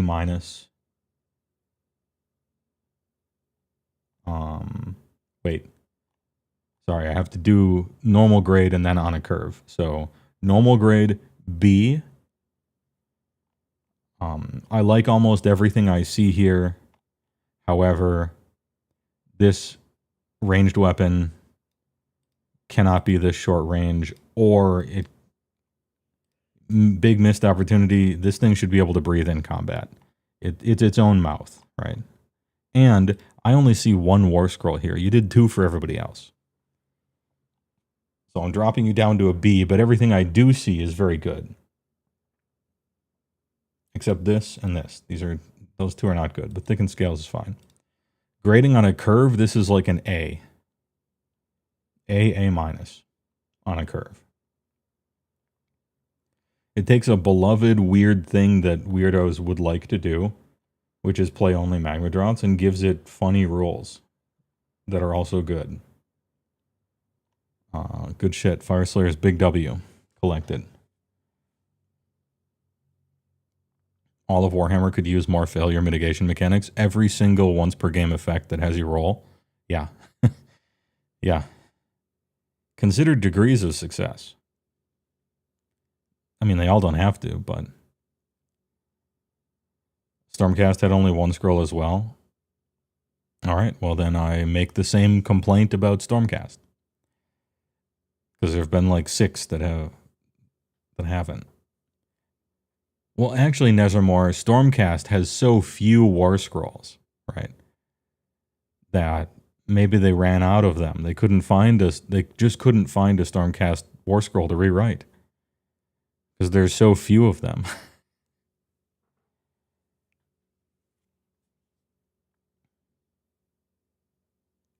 Once per game stuff should let you try again until it works. Yes. It should be, well, that's a very good idea to explore. I'll put it that way. I'm not going to instantly agree with you. But what if once per game was, once per game the ability can succeed, not you can try once a game? How would that change things? Well, then you could think about it, and it's a decent idea to think about. Everyone gets a prize? No, you could still fail it 5 times and just have it not happen. You can... Don't underestimate the power of failing an easy roll for 3 hours. Small rules question tangent asks Feemonk. It says in the core rules that if you have strike first and strike last, they cancel each other out. Correct. What happens if I have multiple sources of each? Does it stack for the purposes of cancellation like roll modifiers, or does any instance of one cancel out the opposite? I believe... and I could be wrong about this.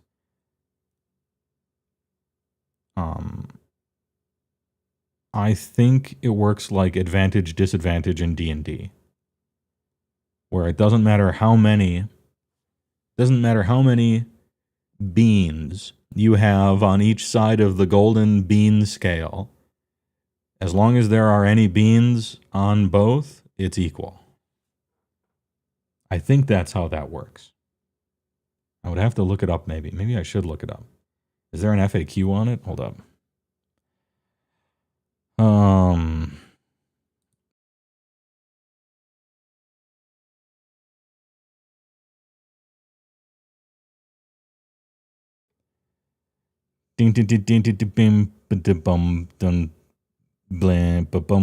trying to make it not rhythmic at all.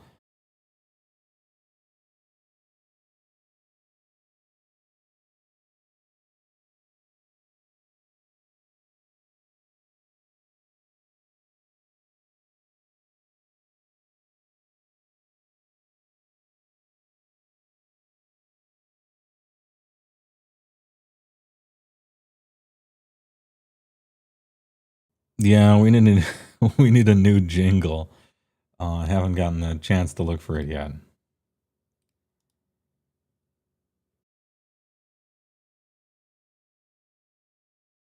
Hey, you know what? You can watch a commercial while I'm looking. Savoring the rich, creamy flavor of angel food ice cream. It's the extra cream in angel food that blends all of your favorite flavors so they're always smooth and creamy, never pointy. How about some rich and creamy angel food ice cream right now?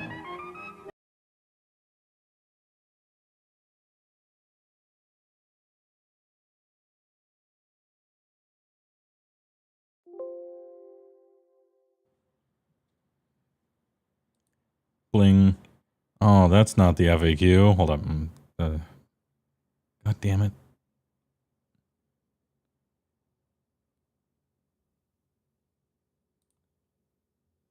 Bum, bum, bum, bum.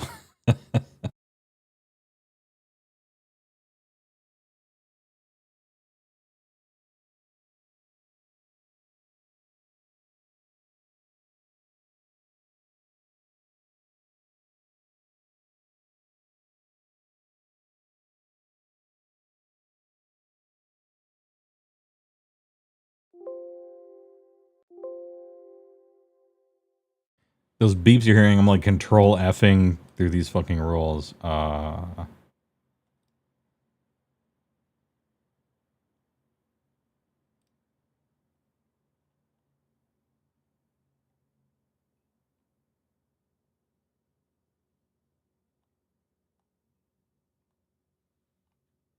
Nope. It's actually not possible to look anything up. I tried. I can't even find the FAQ on their download section, their website. Maybe it's me. Maybe it's me. Cut the commercial. Did they kill Sandra Van Ogre? Yeah, I got the song got the MCA that I used for Check the Tape, so I have to find another song. I just haven't gotten around to it yet.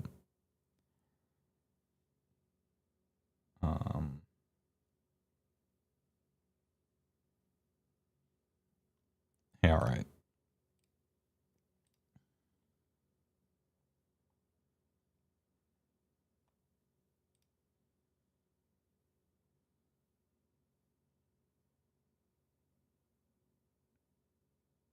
We'll get back to the FAQ when we get back to it. And the ad break that I was basically killing time for anyway is up in 5 seconds.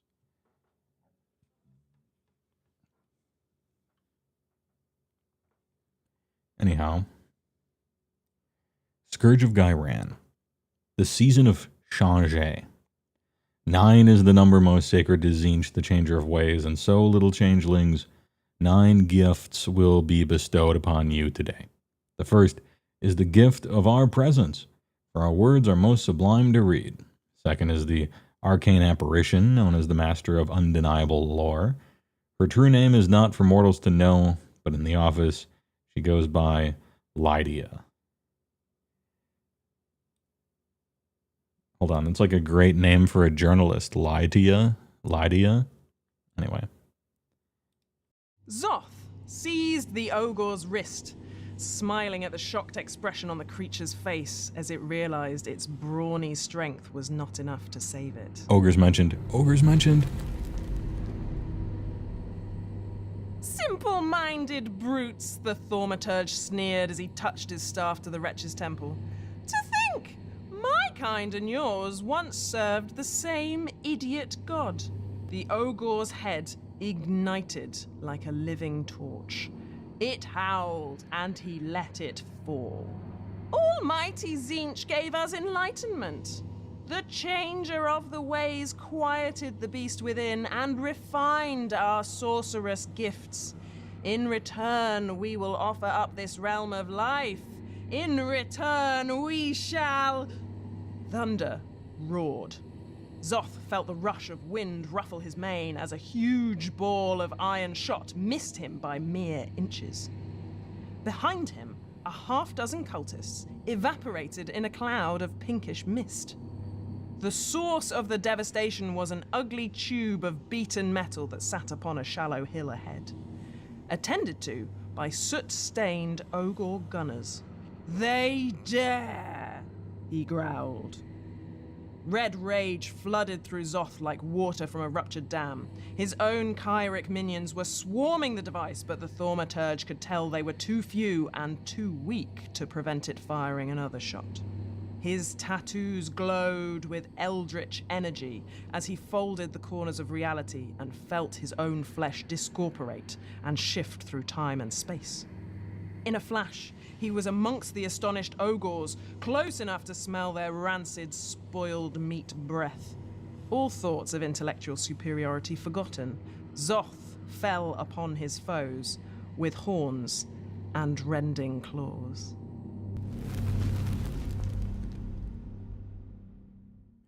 Rending claws. Yeah, director's note. Pink mist damage is 1. It does 1 damage on a 4-up. Ogre's fine. He's got 4 lives.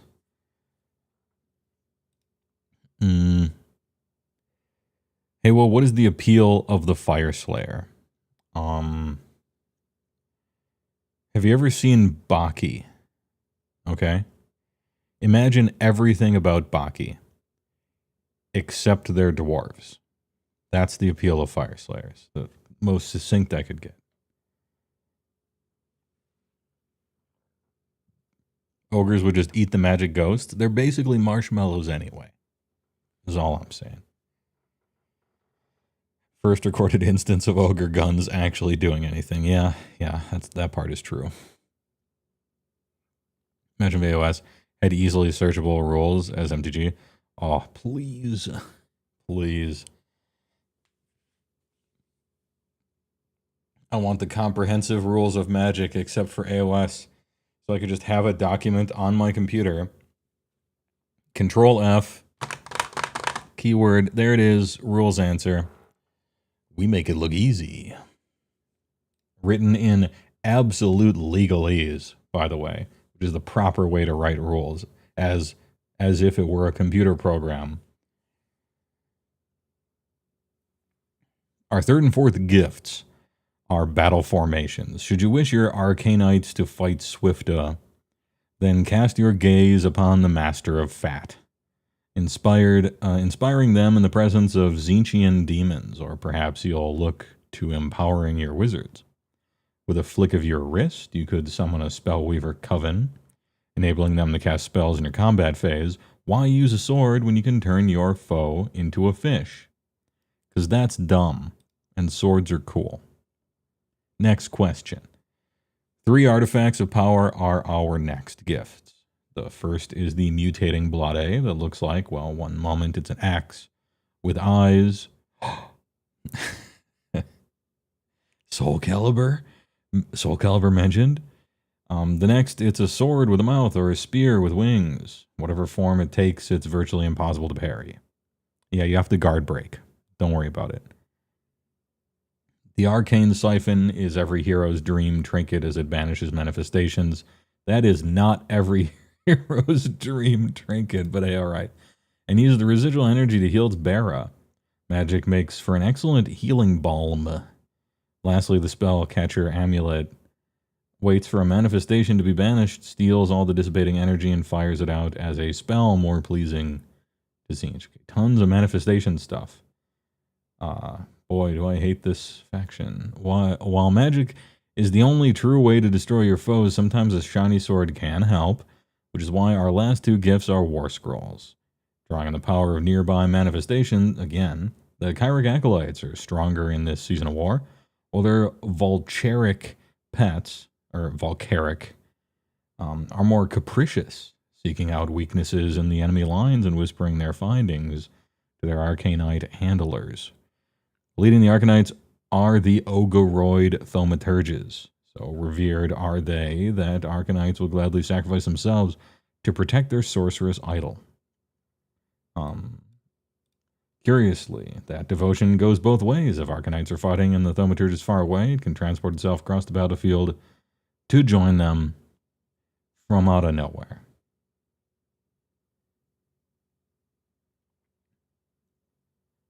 And I'm going to just get ahead onto the fact number 6 here.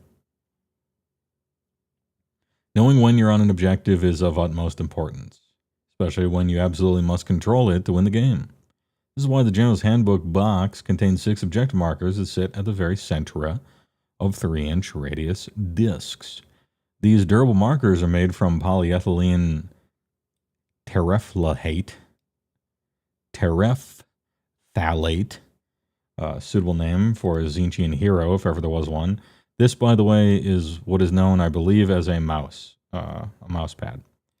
And they're super flexible, durable, thin, and most importantly, they look great. Well, of course they look great. They're thin. The icons of the center all key into the new battle plans, making them super easy to use and start gaming with. Way anchor on the Warhammer community until tomorrow to see what we're revealing next. Yeah, Idoneth for sure. Fact rules Tzeentch. Enhance. So I'm going to presume that this is much like the Fyreslayer one was all about magma droths. This is the Tzeentch one, all about manifestations. Masters of Fate. Symbiotic Madness. Friendly Arcanite units' melee weapons have crit 2 hits, while they're wholly within 12 of a friendly demon unit. Okay, yeah. Seems good. I don't know how much mixing you do in Tzeentch, but I imagine it is a lot of horrors and a lot of Arcanites then. I guess you could do that. Today's GHB fact is just an ad. I mean, they're all ads at the end of the day, but obviously that's not what you meant. I was a little disappointed too, because we already knew that there were objective markers. They showed us in a picture 3 weeks ago. So, yeah, I guess I wanted another rule or something. I agree. Spellweaver Coven. Once per turn army, your combat phase. Pick a wizard that is in combat to be the target. Normally, I would make fun of a rule like this and say that if a wizard is in combat, that wizard's dead. But a lot of your units actually are wizards, even though they're also like a big unit of guys. So I think that's, unless they changed that, but I think that's still the case. Maybe I could check the tapes. Target can use a non-summoned spell ability as if it were your hero phase, but only the caster or enemy units in combat with the caster can be picked to be the targets. No more wizard units, just all heroes. Ugh. So this shit sucks then. It's hella cool flavorfully. Thinking outside the box within their own rule set. To be able to, like, cast a spell during the combat phase, because of course you would be. You'd be shooting the fireball instead of, I don't know, swinging your stupid staff or whatever. Like, that's cool. But, yeah, some, like, foot wizard in combat, you wouldn't do that. I don't think literally any of your wizards want to be in combat. Like, not even your Lords of Change and stuff want to actually enter combat, really, for any reason.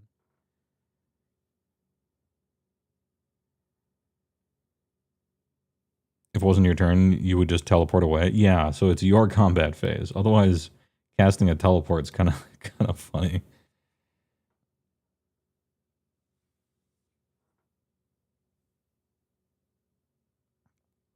Ogroid Slamaturge. Artifacts of Power. Esoteric Treasures. Mutating Blade. Pick one of the unit's melee weapons. Your heroes have melee weapons?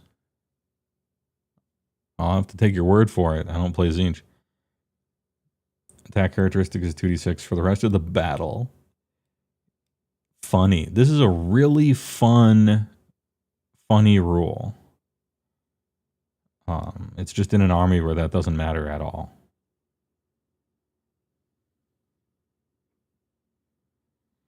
Once per turn army, your hero phase, Arcane Siphon Filter. Pick a visible manifestation that was not set up this turn. No fun allowed, no combos allowed. And is within 12 of this unit. Roll die, 3 up. Jeez, once target is balanced and heal. Awful, awful. Spellcatcher Amulet. Yeah, Holy 12. I guess you unsummon your last one to heal yourself, but like, I don't know, why do you need healing?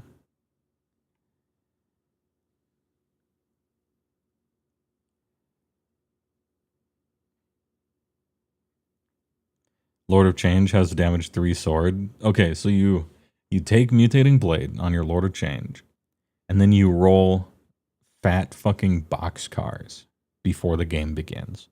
And you're like, 12 attacks, damage 3. Read them and weep, boys. And then he like gets charged, you know, and the opponent just kills him. Like before he can go. Like he just instant like he's just fucking dead anyway. Hey, 1 in 36 games, this is really funny. So there is that.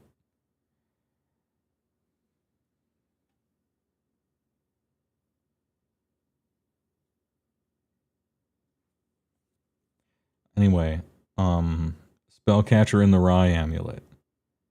Once per turn army, your hero phase. This unit can use this ability if any enemy manifestations were banished this phase. This unit can use a summon ability from the manifestation lore you picked during army composition. That summon ability does not count towards the total number of spell or banish abilities this unit can use this phase. Does it count towards the number of summons you can summon this phase?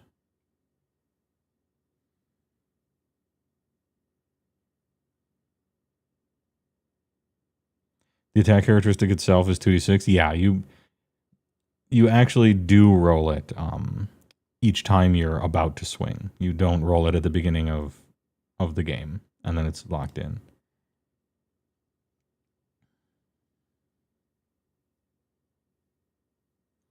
Have you played against the melee Lord of Change? No. Well, maybe. I guess I haven't noticed it. With 4 sword attacks? What if it's 2d6? What if it's 12, though? Can you blow Destiny dice on attack characteristic? If the word freedom means anything, yes. But I know that the answer is no. Maybe the answer is yes. We're checking the tapes. I have to know. It used to be you could use Fate die on, like, anything. Or Destiny dice on anything, but it's very restricted now. Casting, Unbinding, Banishing, Run, Charge, Hit, Wound, Save. Not attack characteristic. Boo. It was right there. It was right there. You could have done it. Absolutely negative fun allowed.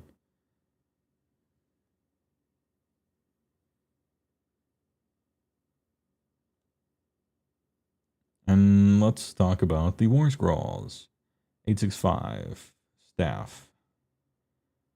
Some ogre hero ass attacks. This is like an Icebrow Hunter. Actually, it's better than an Icebrow Hunter attacks. 6 is more than 4. Oh, and charge, pulse, and damage. Considerably better than an Icebrow Hunter. Soul Deep Devotion. Well, this unit is within a friendly non-hero Arcanite unit's combat range. 4-up ward. Huge. Each time you make a successful ward roll for this unit, allocate 1 down. Oh, and then it, okay. It's a bodyguard thing, so it's not like actually a ward 4. It's a pass off. You're killing the Arcanites instead. Once per turn army, any charge phase. If this unit is not in combat, pick a friendly Arcanite unit to be in combat to be the target. Remove this unit from the battlefield, set up again within 1 of the target and in combat. And it is considered to have charged for the purposes of its damage.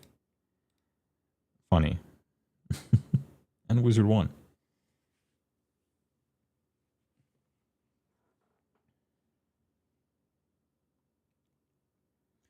Well, you are at least a wizard. That's the good thing about Ogre Thaumaturge. Technically a wizard. You have a funny charge ability, or a funny teleport next to your boy's unit. Arcanite synergy. Yeah, they're not unique. So what you do is you have your souped up reinforced Arcanite unit, and then as soon as they make a charge, all 6 of your Ogroid Thaumaturges teleport behind you, nothing personnel kid. 36 attacks, 4s and 2s, rend 1, damage 3.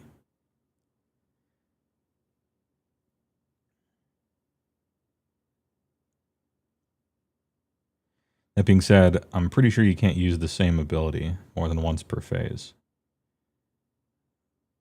Because we hate fun here.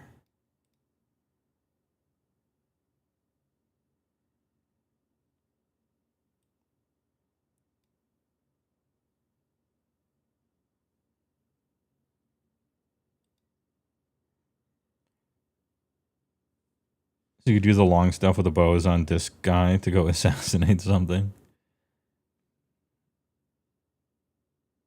Yeah, auto battle casting brute man. This thing is funny. But are the are Chiric acolytes even worth, like, they have the Arcanite keyword, right? What do they do? Are they good? 1 health, 5 move, 5 up save, 1 control. 2 attacks, 4s and 3s, nil 1. Add 1 damage characteristic of melee weapons while this is wholly within 12 of any manifestations. I mean, you could do that. You could put a manifestation near them. Once per turn, army your shooting phase, pick a visible enemy within 12. For the rest of the turn, add 1 to rend of your melee weapons used by friendly Chiric acolytes for attacks that target the enemy unit. Okay. So in your shooting phase, you use this thing that buffs your combat phase later that you have to remember now. Enemy unit within 12. So you finally get your rend, I guess. What's a Chiric acolyte do today? What's this thing do today? It does even less somehow, but it has a sorceress bolt. So you trade your sorceress bolt for +1 to wound, +1 rend.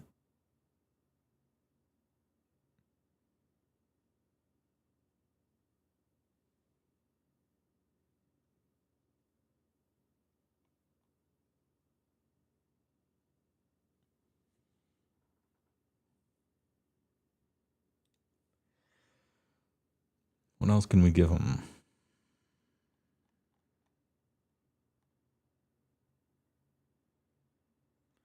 Crit 2 hits as well, right? So you teleport your boy next to Chiric acolytes. And what's the unit size? 10? Okay. So 20 Chiric acolytes, which is 40 attacks.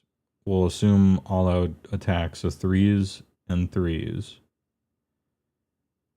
Rend 1. Damage 2, crit 2 hits. Because you put a manifestation next to it. You put an Ogroid Thaumaturge next to it by teleporting him to get crit 2 hits out of the deal. He's got a ward.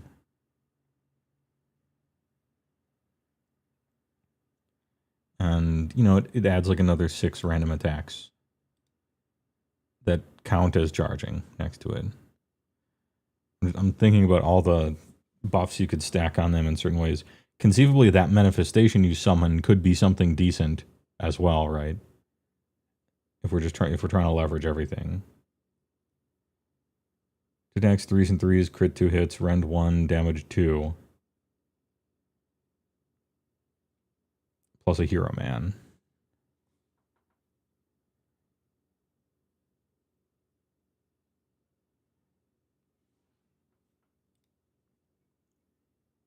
Hey, I don't know if that's good or not, and I don't know what manifestation you would add to it, but surely there's some manifestation that you could possibly get a bonus from. I gotta say, these Tzeentch rules tire me. I thought the Fyreslayer one was much more exciting. Perhaps I'm just so not a Tzeentch player in AoS that I couldn't like them no matter what. Mutating Blade is funny.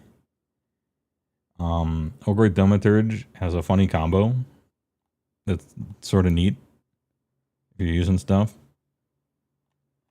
I'm gonna rate Tzeentch, I don't know, sorry that happened, or congratulations, out of 10. Fyreslayer one was cool, though. Oh, hold on. Special announcement. This will only take a minute.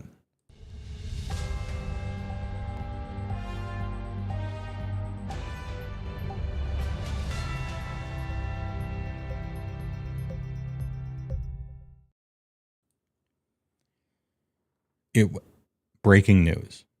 It has just been announced that Rift's Promise of Power, the popular video game for the Nokia N-Gage, is being kickstarted to be redone for PC. I've been waiting for this a long time. As a matter of fact, a few years ago I was thinking about doing this, and I just couldn't get it working right on my computer, but I downloaded a Nokia N-Gage emulator and found a torrent that had like a whole bunch of games for it in it, and I had Rift's Promise of Power, and I was gonna speed run the game, figuring that no one had ever speed ran the game before and get an automatic world record. And then life got in the way. But now I can do it for PC. Let's go. I'll play it on stream. Guaranteed. It is a Kickstarter, though. And Kickstarters, a lot of the times, are like going to Las Vegas. You're not going there to make money. You're going there to be entertained. And so you're spending money for the entertainment of gambling, is how you have to rationalize it. Otherwise, it might become a problem. Kickstarters. You're paying money for basically probably nothing to happen, ever. And as long as you're cool with that, it's fine. Was the Ogroid a demon? Yes. Look at this dude. Look at this fucking dude. Always liked the little Ogroid Thaumaturge guy. On the Tzeentch guys, it's cute, but they still die. Yeah, I mean, they have 5-up saves. There's like, even though there's 20 of them, that's not that hard. They just blow up. Still easy to see the whole unit lifted. I don't know what their delivery method is. It might be teleporting, but then you got to roll a big charge. I'm not familiar too much with the new Tzeentch rules. Ogroid is an Arcanite. We can settle this. We can check the tapes. See, I looked at the picture, and this is my problem. I looked at the picture and I'm like, that's a fucking demon, right? But that's not how this works. And it's not how it's ever worked. Chaos, Disciples of Tzeentch, Arcanite. Demon keyword not found. It's good to make sure. Don't trust your eyes and ears. The company will tell you up is down. Anyway, well, what was the thing that required a demon to be next to it? This thing, Symbiotic Madness. So,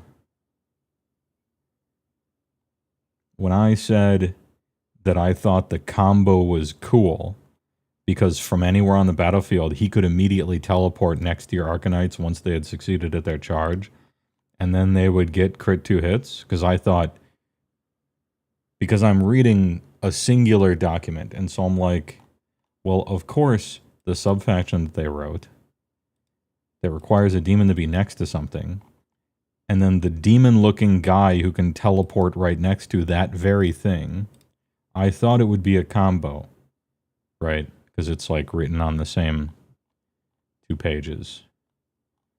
But this was my mistake. It's actually not.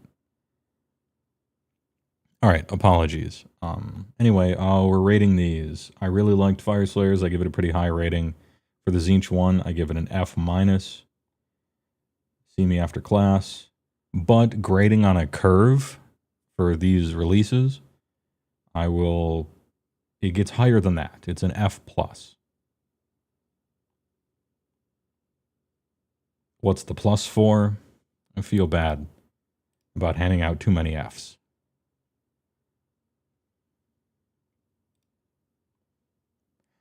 Next. Scourge Guy ran horrors.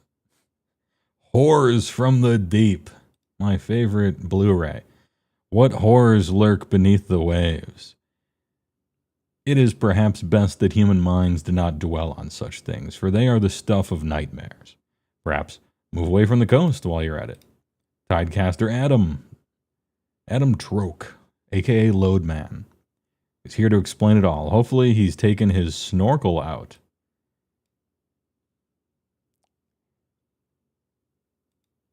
I don't know. Next time, write a better prompt for that one. It was a cold, bright day on the Verdian marshes when Westmore fell. The common folk awoke as always to the smell of the sea, but the coastal wind, usually bracingly fierce, was oddly becalmed, At sunset, the fog rose, thickening while they slept, rolling across the village like a damp shroud. The atmosphere grew heavy, so thick the torches of the night watch fizzled out. Militiamen clutched their firearms tightly and looked to the skies, hoping that the heaven's light might break through the gloom. But there would be no such salvation. From out of those mists they came, writhing dragons and hulking behemoths from the old tales, their great fangs flashing in the murk. They came floating over the land, swarming over the town walls like shadows from some creeping nightmare. Guns barked and roared, but fired in panic as they were, few bullets found their target. The aquatic fiends fell upon the city's meagre battalion, the slaughter observed by silent, pallid wraiths with a strip of membranous skin where their eyes should have been. In the morning, the mists were gone. So were all of Westmore's folk, except for a few sorry souls whose blankly staring gaze betrayed no hint of comprehension. Only the dark and lapping ocean recalled the events of that terrible night, and it would never spill its secrets.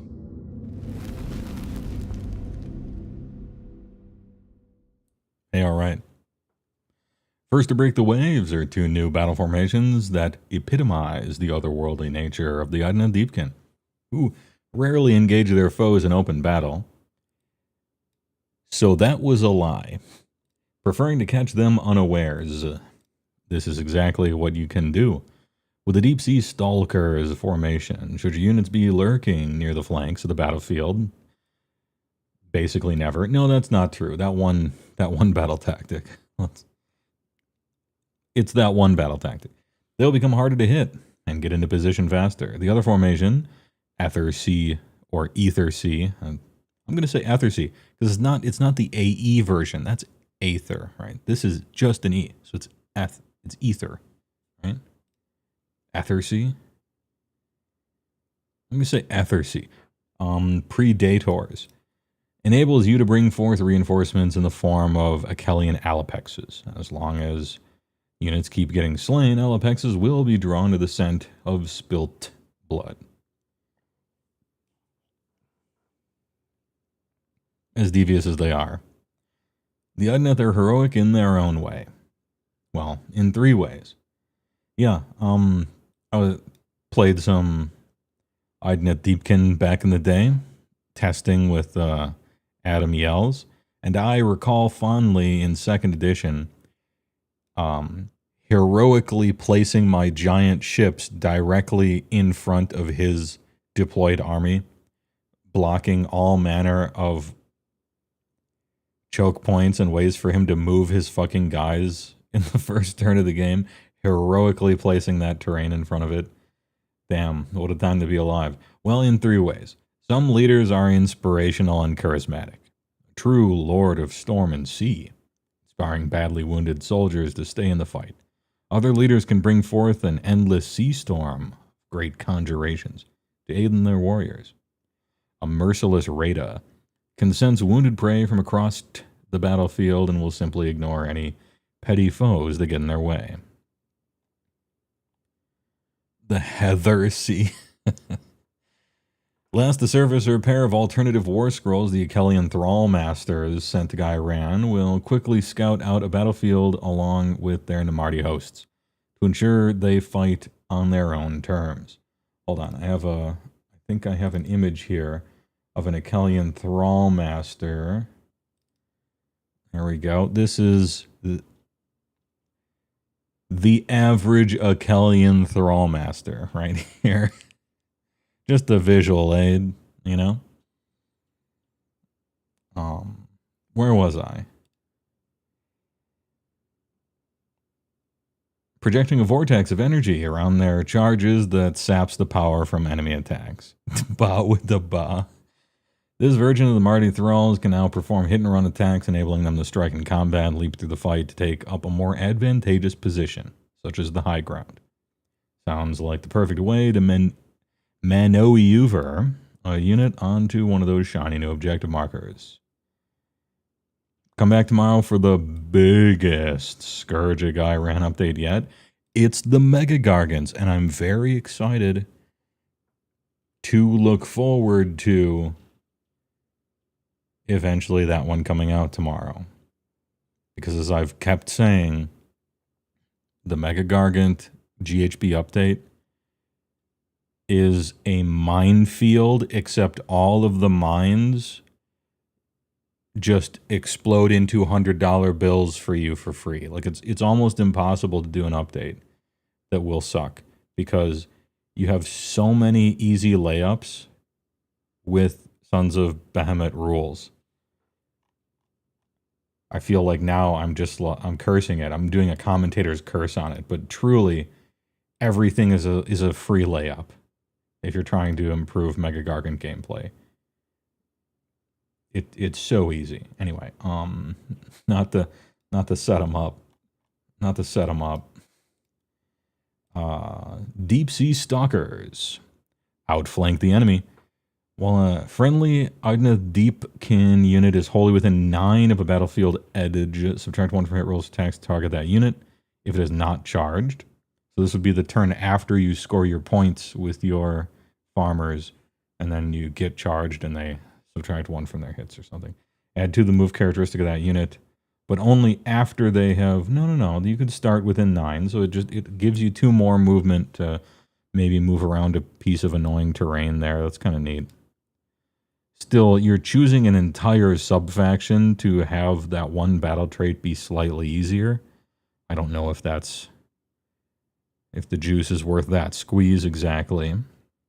But it at least has like it's got a purpose. They thought about, hey, what should this thing's job be? And then they wrote a rule that helps you do that job. At least they're doing that. That's good. Ether Sea Predators. Ether Sea Predators. Dear Esther Sea Predators. End of any turn, 1. Blute in the water. If any friendly or enemy units were destroyed this turn, if you're playing against Khorne, if you're playing Age of Sigmar, pick a friendly Achillean Alopex unit that has been destroyed to be the target. Set up a replacement identical. Oh, okay, you just get one. How many sharks can you put in these things now? I know for a while that you could do 3 of them. What was it called? It had a goofy ass name, like a Corallian Shiver or something like that. What was it called? Like an acidic sliver? I can't remember what it was, something like that.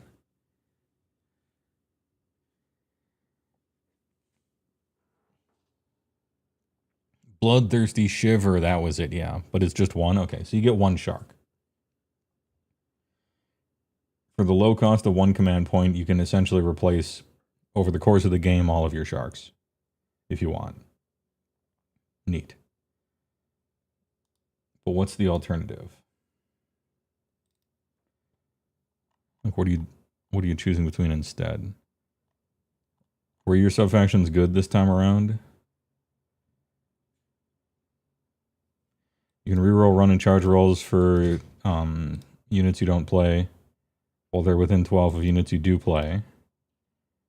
Add 1 to hit rolls for combat attacks with units you play, but not their great weapons. Add 1 to casting rolls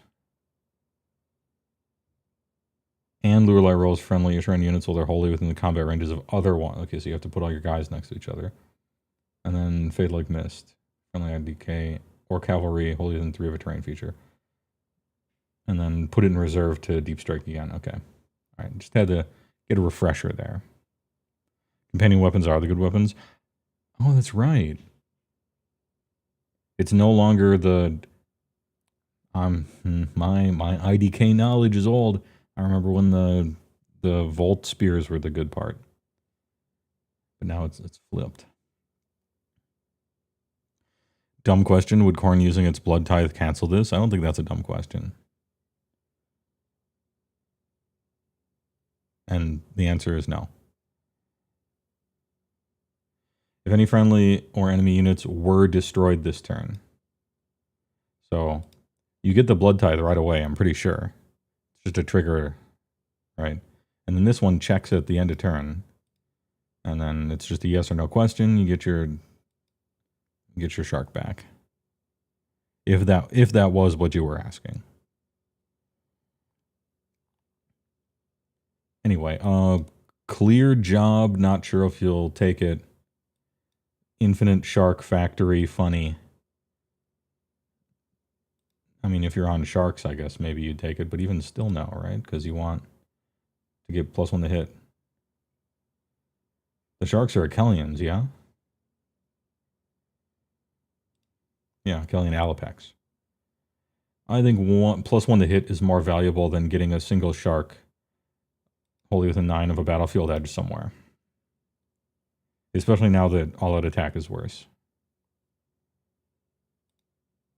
Suddenly people are scouring their books for those abilities that gave you +1 to hit, and they just rolled their eyes before, and now it's like, hold up. That used to mean now we can fight with 2 units. Or save a command point. And now it's possibly good. Anyway, heroic traits. Merciless Rada. If this unit is within 6 of a damaged enemy unit, it can move 6. Any combat phase. It can pass through the combat ranges of enemy units, must end the move in combat with a damaged enemy unit. So, if you fail a charge roll within 6, you essentially cannot fail a charge roll within 6, is what this says.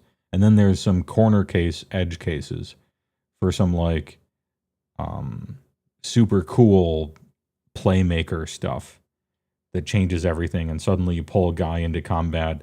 You know, any combat phase on your opponent's turn from out of nowhere. Oh, suddenly he's here. Electric slide into combat, that kind of thing.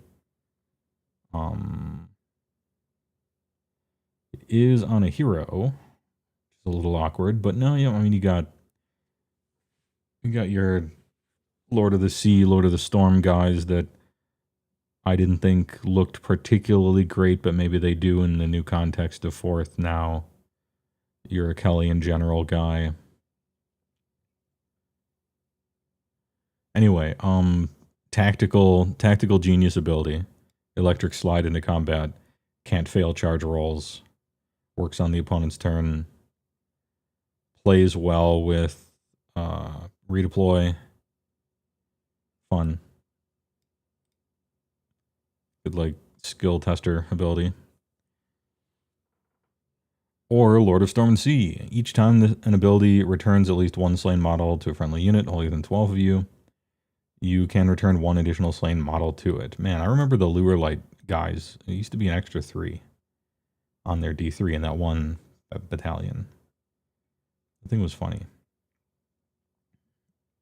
I'm thinking, no. It's clearly, like, meant to be on the Lure Light guy and or the Sea, right? Not Storm, but Sea. Endless Sea Storm. Once per battle, any hero phase. If this unit is a wizard, add 1 to its PL. If this unit is not a wizard, it becomes a wizard and gets 1 PL. In addition, add 2 to next casting roll or banishment roll. This unit. This appears to suck, but it is for a combo player who has a flowchart plan. They came up with a plan, like some combo, and they're like, okay, my wave chat of the sea, you can teleport. So first you teleport into a certain range, and then you cast something, and then this guy appears here, and then you do this. So it's like the potential playmaker combo thing.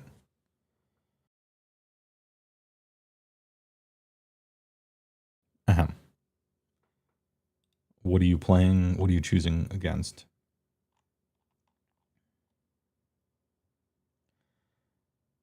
You only get hit on 4s and above.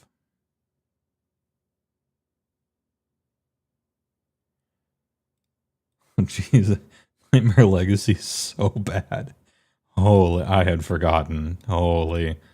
My weapons have anti-hero. Now, is this traits? Okay. You just take Ancient Pride, right? But I don't know. You have some wizard with, and you found out a combo. You could do that. Merciless Raider if you're trying to use your guy as an actual fight thing, but you probably still take Ancient Pride.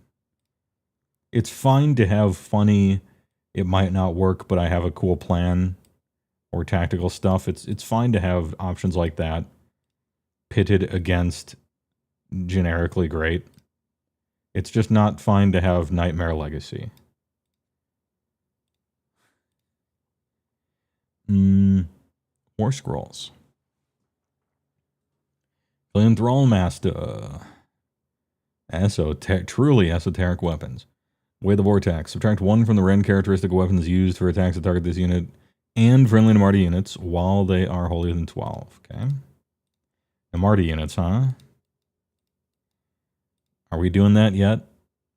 The year is 2025. Is anyone playing with Namarti, like Namarti Thralls yet? Well, they might, because Namarti Thralls are right here. I can't wait to read it, but I will not until this is done. Raider Captain. Once per battle army deployment phase. Pick this unit up to 3 Thralls, holier than 12.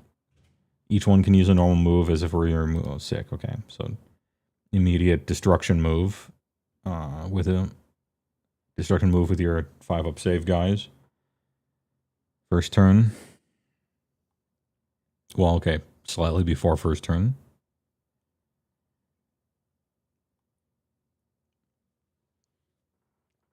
Reavers are slowly getting sprinkled in sometimes. That was what I noticed. I mean, same as it ever was. 1 or 2 units of Reavers is just a catch-all something, has, depending on points, has been kind of, throw it in, they'll do something. 6 move, 5-up save, still 1 health. Can we get damage 2? Anti-infantry rend, anti-monster rend. We cannot. If this unit is in combat or charge this turn, it can make a pile-in move. As one does. Then if this unit is in combat, you must pick 1 or more enemy units to be the target of this unit's attacks. Again, I say, as one does. Resolve combat attacks against the target units. Then if this unit is in combat, roll a die 3-up. It can move a distance equal to its move characteristic. Possibly get out of combat. With a 6, you can... I don't know if I want to use the word possibly or if I want to use the word probably. Depends on the unit sizes and how snaked out or wrapped around they are. I'm going to say with a 6-inch move, you can potentially get out of combat.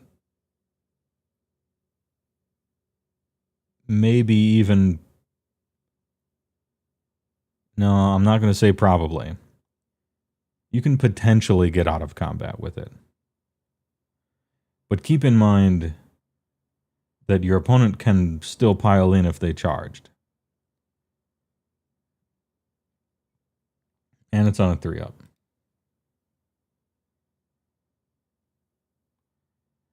And they still cannot just... They still can't have damage 2. Which is what they almost had a long time ago, but you couldn't pick. You always wanted to pick that, but you could only do that against certain wound characteristic of stuff. And now it's targeting monsters, which is just as bad, actually worse. Because they don't have the alternative thing, like they lost that fun thing. It was either bonus attacks or bonus damage. And now it's only bonus damage, but much less often, because it only targets monsters. You have 30 of these idiots painted up, waiting for the day they can hit the table. Well, that day is not today. I'm sorry to say. It's not the Achelian Thrall Master's fault, okay? This guy is primed and ready to defeat or to counteract 1 rend against your Namarti and have 3 whole units of, up to 3 whole units of Namarti double move before the game begins. And then there's a bunch of other stuff and reanimating them and possibly deep striking, all this other stuff.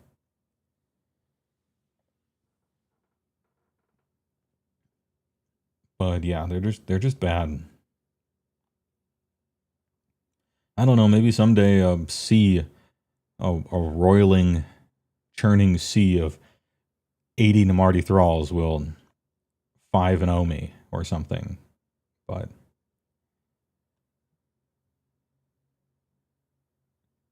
they're just not that good. You take a war scroll that is good, and then you take abilities to make it great. Trying to take a war scroll that is bad and then make it okay is kind of a waste of time. So what do we have on this IDK thing? We have Outflank, which is good that it is trying to do a job that they have predetermined. I don't know if it's worth a whole subfaction to do just that, though, because you could just do that. Blood in the Water is funny, but not worth losing +1 to hit. The heroic traits are worse than the one that you always take, but at least these two are a little more interesting. And then 2 war scrolls that you will not use. I'm going to give it an F, but grading on a curve, I'm going to give it a D-. It doesn't quite hit an F for me, because they clearly had a plan for this. This is tactically interesting, and this is comboically interesting. But I think actual 0 of all of this will ever be used. Yeah, D- on a curve, F otherwise. How's Croak right now? Sweet. Wait. Oh, I'm trying to think of all the most recent updates. So we haven't seen the Seraphon GHB thing. It's possible Croak got a new scroll, but I don't know. Any Seraphon players? Are people putting Lord Croak on the table? I haven't seen a Seraphon list in a while. Chesticles has a decent question here.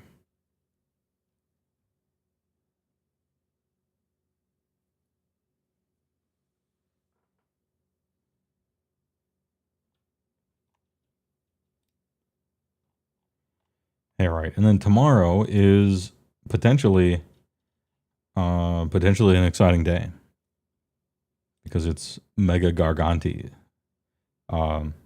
Wait, what was it? How do you say mega? How do you say mega in Spanish? I know gigante.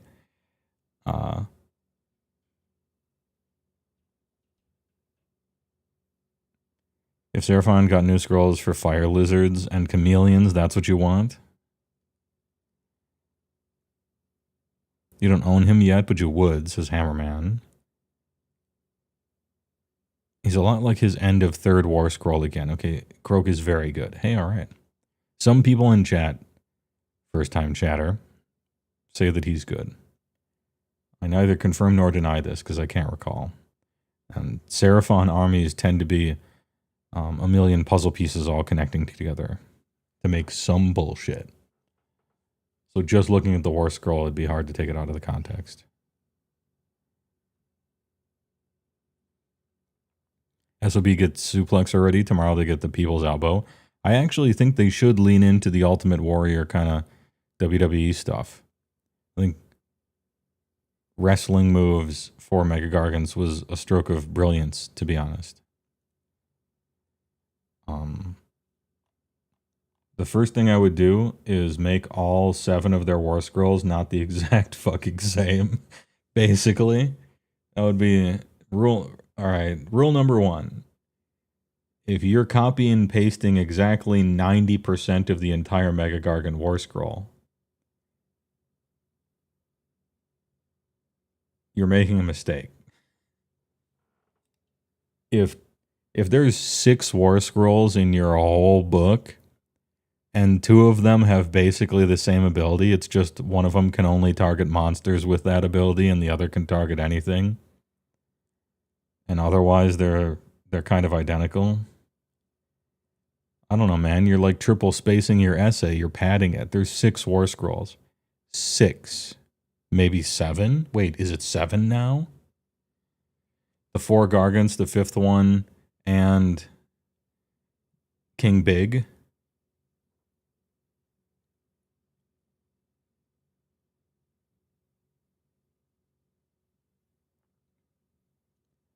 I'm just saying the third Mega Gargant War Scroll that they wrote reads like the 29th Stormcast War Scroll they wrote.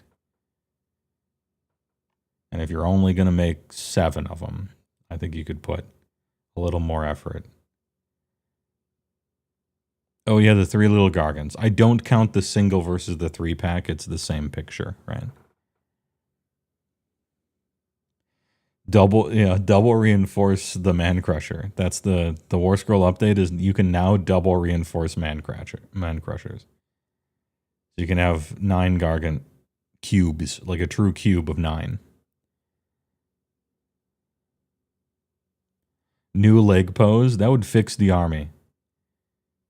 They released just like a leg kit, and it's just a different pose for the legs. That's what.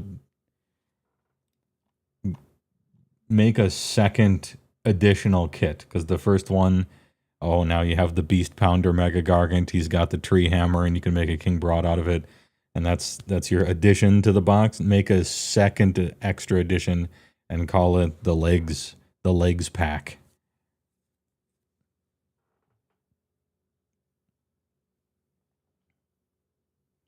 Imagine the SOB update is just Kragnos and little Gargants.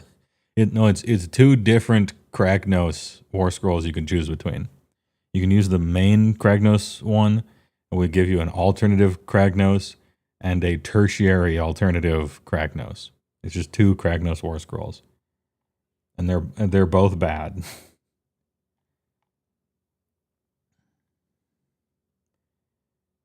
Oh, Christmas recipe for romance? Finally. I've been waiting for their next episode. Hey, all right. Damn, I was going to. So here, let me. As long as I'm still streaming, technically I'm streaming.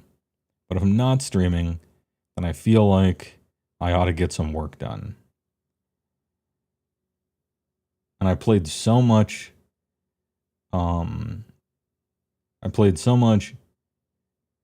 Hello Clarice Obsec Sex Position 33 game yesterday that I could just play it for another 3 hours today and stream it, but I will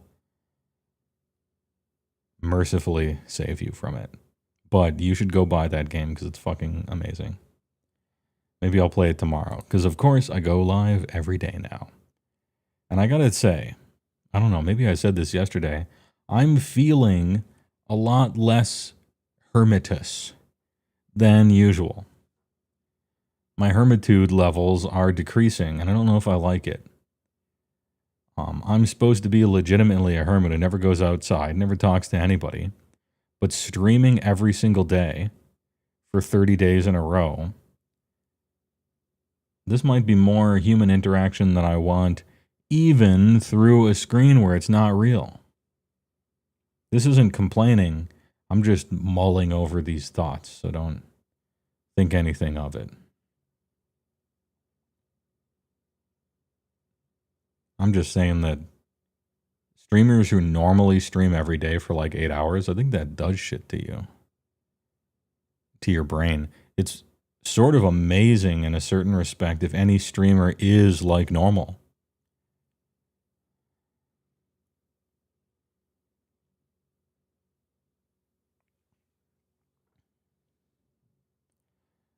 You're fucking sick of these other nerds? You need other people? No, I'm saying the opposite. I'm saying the door to the wizard tower has kept opening digitally a little too.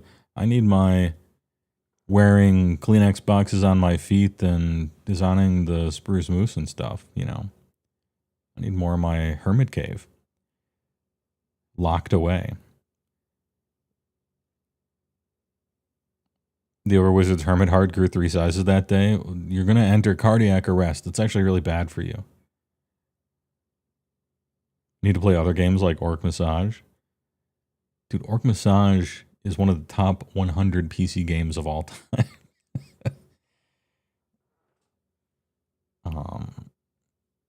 Disco Elysium, the same thing, right?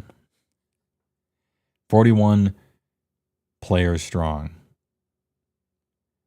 Hey, well, what do you want to see most for the ogres? I would like to see Lead Belchers get a new war scroll. Perhaps one where the cannons that they're holding fire as if they were cannons. And then maybe a new tyrant that has something exciting.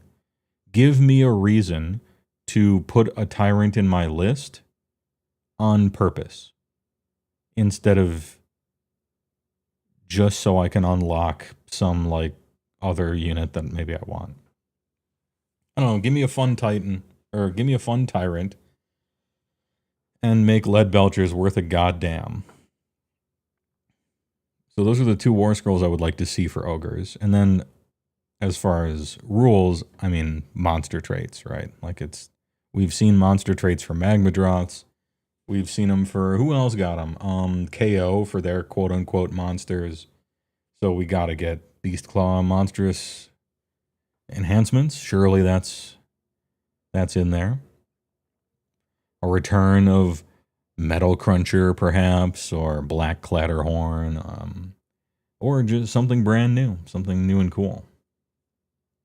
I'm fine with new.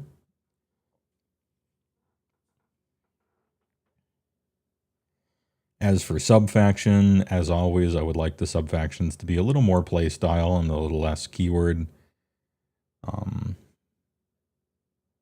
But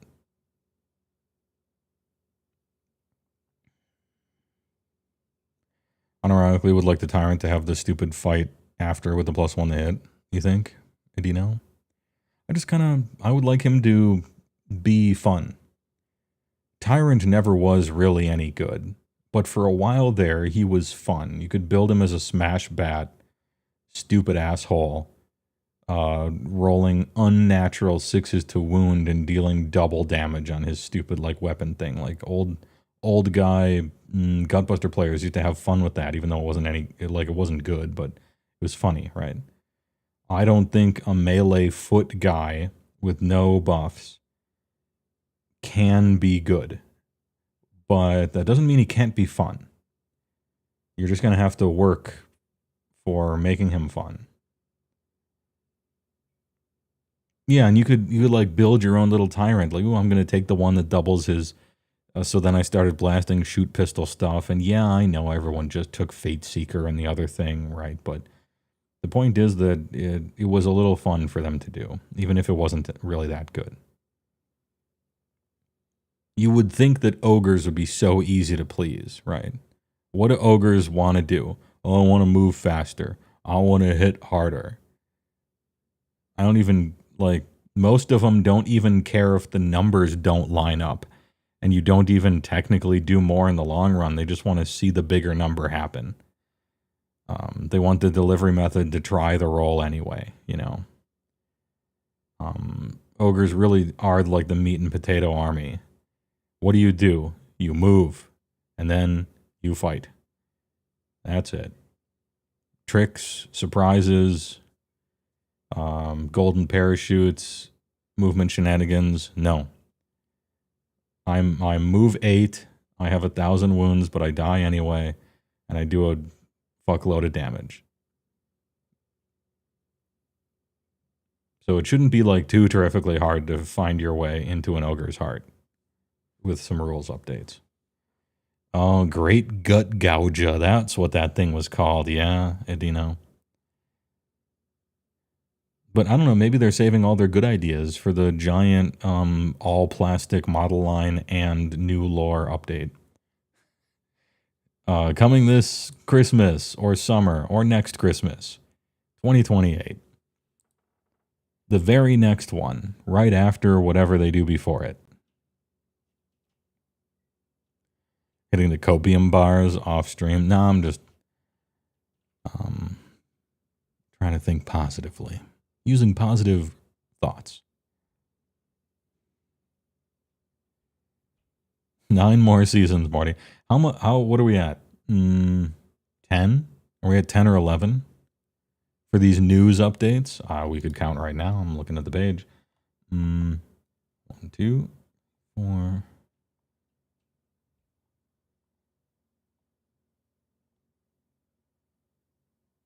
Oh, they actually just say I don't have to count. Wait, no, it doesn't say anymore.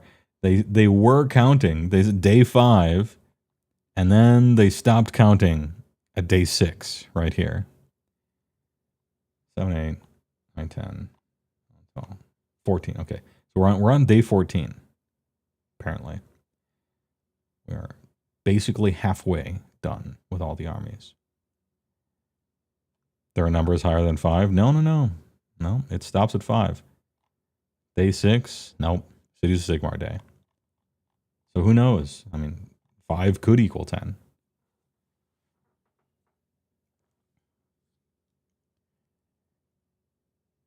Anyway, I release you. You're all free now. Thanks for watching Triple News, Big Newser. Big Newser, only 1.5 snoozers. Fyreslayers update was good. Tzeentch 1 I couldn't keep my eyes open for. IDK 1 sucked. Hey, alright. Can't win them all. See you guys tomorrow for Big Gargantes. Gigante. Well, what is it? What was that fucking show? Sábado Gigante on the Spanish channel. Anyway, that one's gonna be really cool or very disappointing, and I'll bitch about it or celebrate it. One of the two. And then I'll play Expedition 33 unless somebody stops me. And they might. There was a new patch for the EverQuest server that I play in. So, ooh, maybe. Oh, shit. God damn. This might be too exciting. Bust out some Werther's Originals. I'm letting loose. Anyway, thanks for watching. What is it? Vince, thanks for showing up. I'll see you guys tomorrow. Please enjoy an outro. Some big Newtonians. Yo, the strawberry ones are kind of good, though.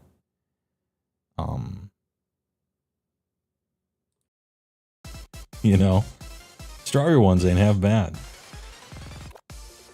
Nobody said those words in years.